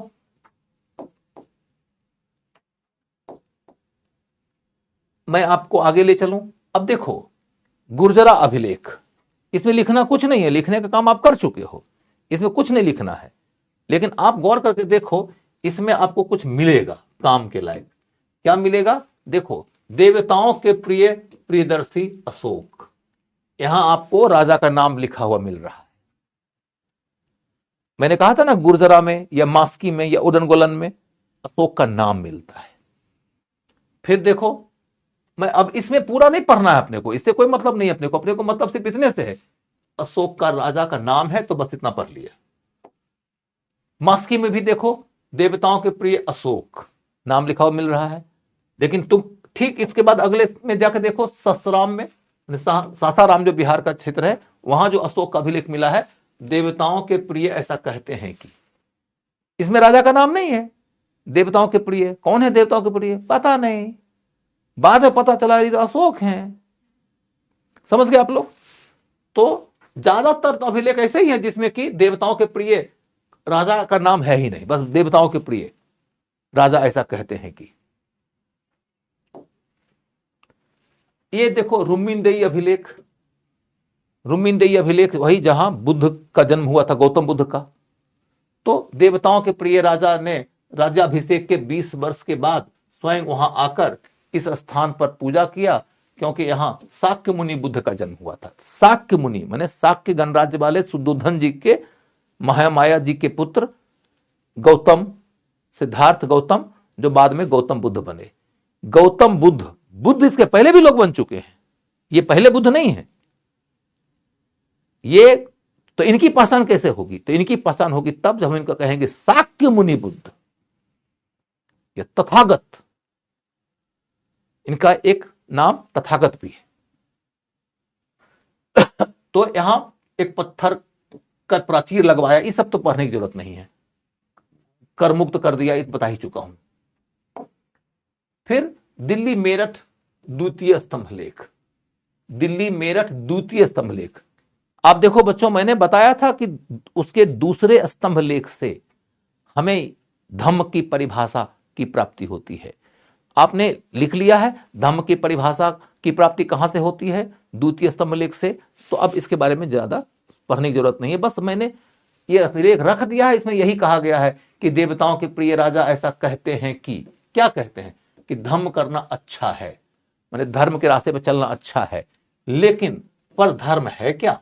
किंचु धम्म। और उसके बाद वो बता रहे हैं कि वही बहुकयाने, अपासीनबे माने पाप से दूर रहना, बहुकयाने अच्छे काम करना, दया दाने सचे सोचिए, इसकी बात कह रहा है। अब मैं इसके बारे में आपको दोबारा लिखवाऊं, इसकी कोई जरूरत है नहीं, आप तो लिख ही चुके हैं। इस 14 अभिलेख है, इसके बारे में कुछ नहीं पढ़ना है कि भाई 14 अभिलेख में से सारे अभिलेख सुरक्षित नहीं बचे हैं, कुछ ही अभिलेख सुरक्षित बचे हैं, कई सारे अभिलेख टूट गए हैं, तो उसको छोड़िए। ये तो ऑलरेडी मैं दिखा चुका हूं, तो इसे दिखाने की जरूरत है नहीं। अब इसके अंतर्गत एक छोटी सी बात है कि कौन से अभिलेख से क्या जानकारी मिलती है। 2-3-4 बातें जो मैंने लिखवाया था उसी को यहां रिवाइज करा रहा हूं। देखो, तो आपने ऑलरेडी लिख के रखा है कि पहला बृहद शिलालेख में कहा गया है पशु हत्या पे रोक या जीव हत्या पे रोक, जीव हत्या के ऊपर रोक की कहानी हो गई इधर। दूसरे में देखो विदेशी एवं पड़ोसी राज्यों का उल्लेख और कल्याणकारी कार्यों का वर्णन लिख चुके हो, इसमें दोबारा लिखने की जरूरत नहीं है, बस इसको देखते जाओ। फिर देखो तीसरे में है माता पिता की सेवा, मित्र परिचित स्वजाति बांधव ब्राह्मण श्रमण, सबको दान देता है। देखो दान देना, ध्यान रखना, यहां मैंने कहा ब्राह्मण और श्रमण। खुद अशोक बौद्ध है और बौद्ध धर्म श्रमण परंपरा का हिस्सा है, लेकिन वो दान देने की बात कह रहा है तो कह रहा है ब्राह्मण और श्रमण दोनों को। ब्राह्मण श्रमण को दान देना चाहिए। जीव हिंसा गलत है, थोड़ा व्यय और थोड़ा संचय अच्छा है। मतलब वो बहुत पैसा खर्च करना और बहुत पैसा कमाने की प्रवृत्ति दोनों को गलत मानता है। कि बहुत पैसा कमाने की प्रवृत्ति में चले जाओ तो गलत करोगे, और पैसा बहुत खर्च करने लोगों बहुत ज्यादा नहीं होता कि आदमी पैसा खर्च करके किसी के ऊपर धौंस जमाना चाहता है, रुआब जमाना चाहता है, या लोगों के अंदर विलासिता की बहुत सारी बातें आ जाती है। तो विलासिता की बातें आएगी तो चरित्र तो जाएगा, व्यक्तित्व तो जाएगा। तो ये कहानी है। फिर वो कह रहा शीलवान, जो शीलवान नहीं है वो धर्माचरण नहीं कर सकता। मैंने बताया था ना, कहता कि एथिक्स इज द फाउंडेशन और पिलर स्टोन ऑफ रिलीजन। नैतिकता जो है धर्म का आधार स्तंभ है। जो शीलवान नहीं है, माने जो चरित्रवान नहीं है, वो धर्माचरण नहीं कर सकता। पूजा पाठ करने को रियल धर्म मानता ही नहीं। फिर देखो, राज्याभिषेक के 13वें वर्ष वह धर्म महामात्र नाम के एक अधिकारी की नियुक्ति किया था। मौर्य प्रशासन के अंदर जब जाओगे तब आपको पता चलेगा कि धम्म महामात्र नाम का एक अधिकारी मौर्य काल में महत्वपूर्ण भूमिका में था। ऐसे अधिकारी की नियुक्ति पहली बार अशोक ने ही किया था। अशोक के पहले धम्म महामात्र नाम का कोई अधिकारी नहीं था। मौर्य काल में चाहे चंद्रगुप्त मौर्य हो चाहे बिंदुसार हो, उनके काल में धम्म महामात्र अधिकारी नहीं था। अशोक ने जब धम्म का सिद्धांत चलाया तो उसने धम्म के सिद्धांत के प्रचार प्रसार के लिए, लोगों की शिकायतें सुनने के लिए, यदि किसी के साथ अन्याय हो गया है तो अन्याय का निराकरण करने के लिए धम्म महामात्र नाम के अधिकारी की नियुक्ति किया और बोला कि आप लगातार राज्य का दौरा करते रहेंगे। दौरा को अनुसंधान कहता था, माने खोज करिए कि किसके साथ गलत हो रहा है, समाधान कीजिए। अनुसंधान पे वो खुद निकलता था, राजकीय दौरा खुद करता था अशोक, और धम्म महामात्र को भी बोला था कि आपको राजकीय दौरा करते रहना है। राज्य के लोगों को अपनी आंखों से देखिए, ये नहीं कि डाटा से और फिगर से देखिए, और लोगों तक आप पहुंचिए, शिकायतें सुनिए, समाधान निकालिए। खुद भी वो करता था और इनको भी कहता था करो। इसके लिए धम्म महामात्र की नियुक्ति किया। अशोक ने एक और अधिकारी की नियुक्ति किया, उसका नाम है रज्जुक। रज्जुक अधिकारी भी मौर्य काल का एक महत्वपूर्ण अधिकारी है, लेकिन इस अधिकारी की नियुक्ति भी अशोक ने किया है। बिंदुसार के काल में या चंद्रगुप्त मौर्य के काल में रज्जुक नामक अधिकारी नहीं था। समझ गए? इसके बाद फिर देखो, वो कह रहा हर समय प्रतिवेदक मुझे प्रजा का हाल सुनावे। वो बोलता है कि मैं चाहे उद्यान में रहूं चाहे बागान में रहूं, इस सब में आपको याद नहीं करना है कि कौन से अभिलेख, कौन से नंबर ऑफ शिलालेख में कहा गया है। आपको बस लाइन सुना देता हूं। कई दफा क्वेश्चन ऐसे ही आता है कि ये पंक्ति किसने कहा है, ये विचार कौन से राजा का था। तो इस तरह के पंक्ति के मद्देनजर मैंने ये आपके सामने रखा है। वो कह रहा है कि मेरे प्रतिवेदकों को मैंने कह के रखा है कि मैं चाहे शयन कक्ष में रहूं, चाहे मैं उद्यान में रहूं, मैं कहीं भी रहूं, प्रजा और राज्य की जरूरत के लिए जरूरी है तो मुझे तत्काल वो सूचना उपलब्ध कराई जाए। बोला मेरे पहले के वर्षों में इसकी उपेक्षा हो गई है, मैं इसको रिवाइव करना चाहता हूं। ठीक है, मैं जो, और ऐसा मैं क्यों करना चाहता हूं, कहता मैं जो कुछ भी पराक्रम करता हूं, पराक्रम माने प्रयत्न, माने उपाय, मैं जो भी उपाय कर रहा हूं वो इसलिए कर रहा हूं क्योंकि मैं लोगों के ऋण से उरीन हो जाऊं। मुझे लोगों ने राजा स्वीकार किया, राजा माना, तो मैं उसके ऋण से उरीन हो जाना चाहता हूं। जो कुछ पराक्रम करता हूं वो इसलिए ताकि मैं प्राणियों के प्रति जो मेरा ऋण है मैं उससे उरीन हो जाऊं। मैं प्राणियों के प्रति अपने ऋण से उरीन होने के लिए काम करता हूं। एक बड़ा ऊंचा कॉन्सेप्ट है राजतंत्र का। राजा यदि लोगों की सेवा करने को अपना परम धर्म मानता है और कहता है कि मैं सेवा करके ऋण से उरीन हो रहा हूं, इसलिए मैं लोगों के लिए सेवा के लिए प्रस्तुत रहता हूं, सभी प्रकार का पराक्रम प्रयत्न करता हूं, और मैंने प्रतिवेदकों को कह के रखा है कि चाहे मैं सोया रहूं चाहे मैं उद्यान में रहूं, मुझे तत्काल राज्य की आवश्यकता वाली सूचना दी जाए। ये सीधे सीधे क्वेश्चन में आ जाएगा ये किसका स्टेटमेंट है? अशोक का, चंद्रगुप्त मौर्य का, समुद्रगुप्त का, हर्षवर्धन का? तो अब बता देंगे अशोक का। समझ गए? फिर सभी जगह सभी संप्रदाय के लोग एक साथ मिलकर निवास करें। मैंने आप लोग को बताया है ना कि उसके 2 अभिलेख हैं, 7वां और 12वां, जिसमें उसकी धार्मिक उदारता की चर्चा की गई है। एक जगह देखो क्या कह रहा है, सभी जगह सभी संप्रदाय के लोग एक साथ निवास करें, और इधर 12वां में कह रहा है सार वृद्धि करें, माने आपस में बातचीत करिए, एक दूसरे के साथ में ज्ञान वर्धन कीजिए, और वाक संयम का माने वचोगुति का पालन करिए। उसके अभिलेख में जो शब्द है वो वचोगुति है। वचोगुति पाली भाषा का शब्द है। वचोगुति माने वाक संयम, माने दूसरे के धर्म की आलोचना और अपने धर्म की ज्यादा बड़ाई मत करिए। आज के डेट में तुम देखोगे ना तो तुमको ये लगेगा कि हमारे देश में आजकल ये खूब चल गया है कि मतलब हर कोई अपने धर्म की बड़ाई हाँकने में लगा हुआ है और दूसरे के धर्म को नीचा दिखाने में लगा हुआ है। अशोक इसके ठीक विपरीत कह रहा था कि देखो ऐसा है कि यदि तुम अपने धर्म को बहुत ज्यादा श्रेष्ठ बताने की कोशिश कर रहे हो और दूसरे के धर्म को नीचा दिखाने की कोशिश कर रहे हो, इसका मतलब है न तो तुम दूसरे का धर्म जानते हो, जानते तुम अपना धर्म भी नहीं हो। जानते तुम अपना धर्म भी नहीं हो। अपना धर्म यदि तुम बढ़िया से जान रहे होते तो दूसरे के धर्म को इतना बुरा न कह रहे होते। अशोक ये कह रहा है।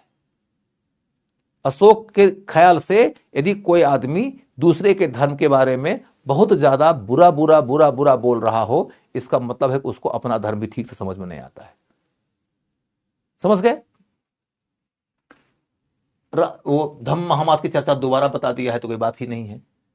फिर देखो 13वां अभिलेख में कलिंग में 1 लाख लोग मरे और कई गुना महामारी से मर गए। ये वेरी वेरी इंपॉर्टेंट, इसको नोट कर लेना कि कौन से अभिलेख में कहा गया। 13वां बृहद शिलालेख में कहा गया है कि कलिंग में जो युद्ध हुआ था उसमें 1 लाख लोग मरे और कई गुना लोग उसके बाद जो महामारी हुई उसमें मारे गए।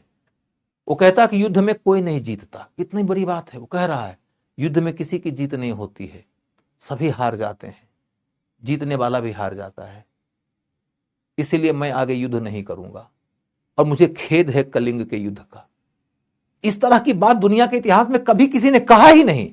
ये लाइन आपको दे दे कि किसने कहा है कि मुझे युद्ध के लिए खेद है, मैं उस युद्ध का 1000वां हिस्सा भी नहीं खून बहाऊंगा आगे चलकर। तो इस तरह की बात आपको ध्यान में रखना है। फिर सार वृद्धि वाक संयम की बात को रिपीट कर रहा है बार बार। यहां पर मैंने आपको बताया था कि दूसरा और 13वां, 2nd and 13th बृहद शिलालेख से हमें उसके विदेशी मित्रों के नाम मिलते हैं। तो विदेशी मित्रों की बात तो मैंने ऑलरेडी आपको बता रखा है। अब हम कह सकते हैं कि 14 बृहद शिलालेख की कहानी हमारी पूरी हो गई है।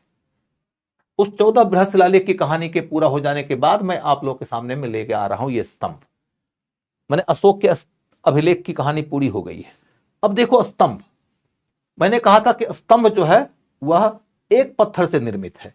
वो स्तंभ ऐसा नहीं है कि पत्थरों को जोड़ जोड़ के बनाया गया है। एक ही पत्थर है, उसको छील कर यहां तक पहुंचा दिया गया।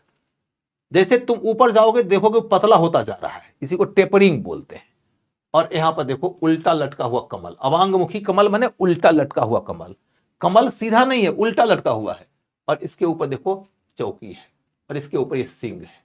ये लौरिया नंदनगढ़ का है, माने चंपारण के इलाके में। ये भी लौरिया अरेराज, ये भी चंपारण में ही है। एक पूर्वी एक पश्चिमी है। ऊपर देखो स्तंभ टूट गया है, सॉरी माफ करिए, मूर्ति टूट गई है उसकी। ये संकिसा है, संकिसा हाथी, ये देख लिया था आपने कल शायद। ये वैशाली बसाड़, यहां भी देखो तो एक सिंह है। ये सारनाथ का 4 सिंह। हालांकि उसके देखो बीच में जो चक्र है, जो आपने 24 तीलियां बताई, ये देखो घोड़ा भी है, हाथी भी है। यानी कि बीच का जो पैसेज है उसके अंतर्गत चक्र, हाथी, घोड़ा सब बनाए गए हैं। ये तो बराबर की गुफा है, आपने देखा ही है। नागार्जुनी की गुफा, ये फिर से वही मूर्ति आ गई। ये रामपुरवा का बैल राष्ट्रपति भवन में है, ये आपसे पूछा जा सकता है। और फिर ये संकिसा का हाथी, ये आपके सामने स्पष्ट है। ये धौली वाला हाथी, ये आपके लिए थैंक यू है। अब आप लोग अब चाहें तो आज़ाद हो सकते हैं आज के क्लास में, क्योंकि अभी अब आगे का कोई हिस्सा कंप्लीट आज तो हो नहीं पाएगा, इसलिए अब थैंक यू बोल देने में समझदारी है, नहीं तो आप लोगों को लगेगा कि पता नहीं सर कितना देर और बताएंगे आज। तो मैं आपको आज के क्लास के लिए अब छुट्टी देता हूँ, तो लीजिए, थैंक यू, गुड नाइट।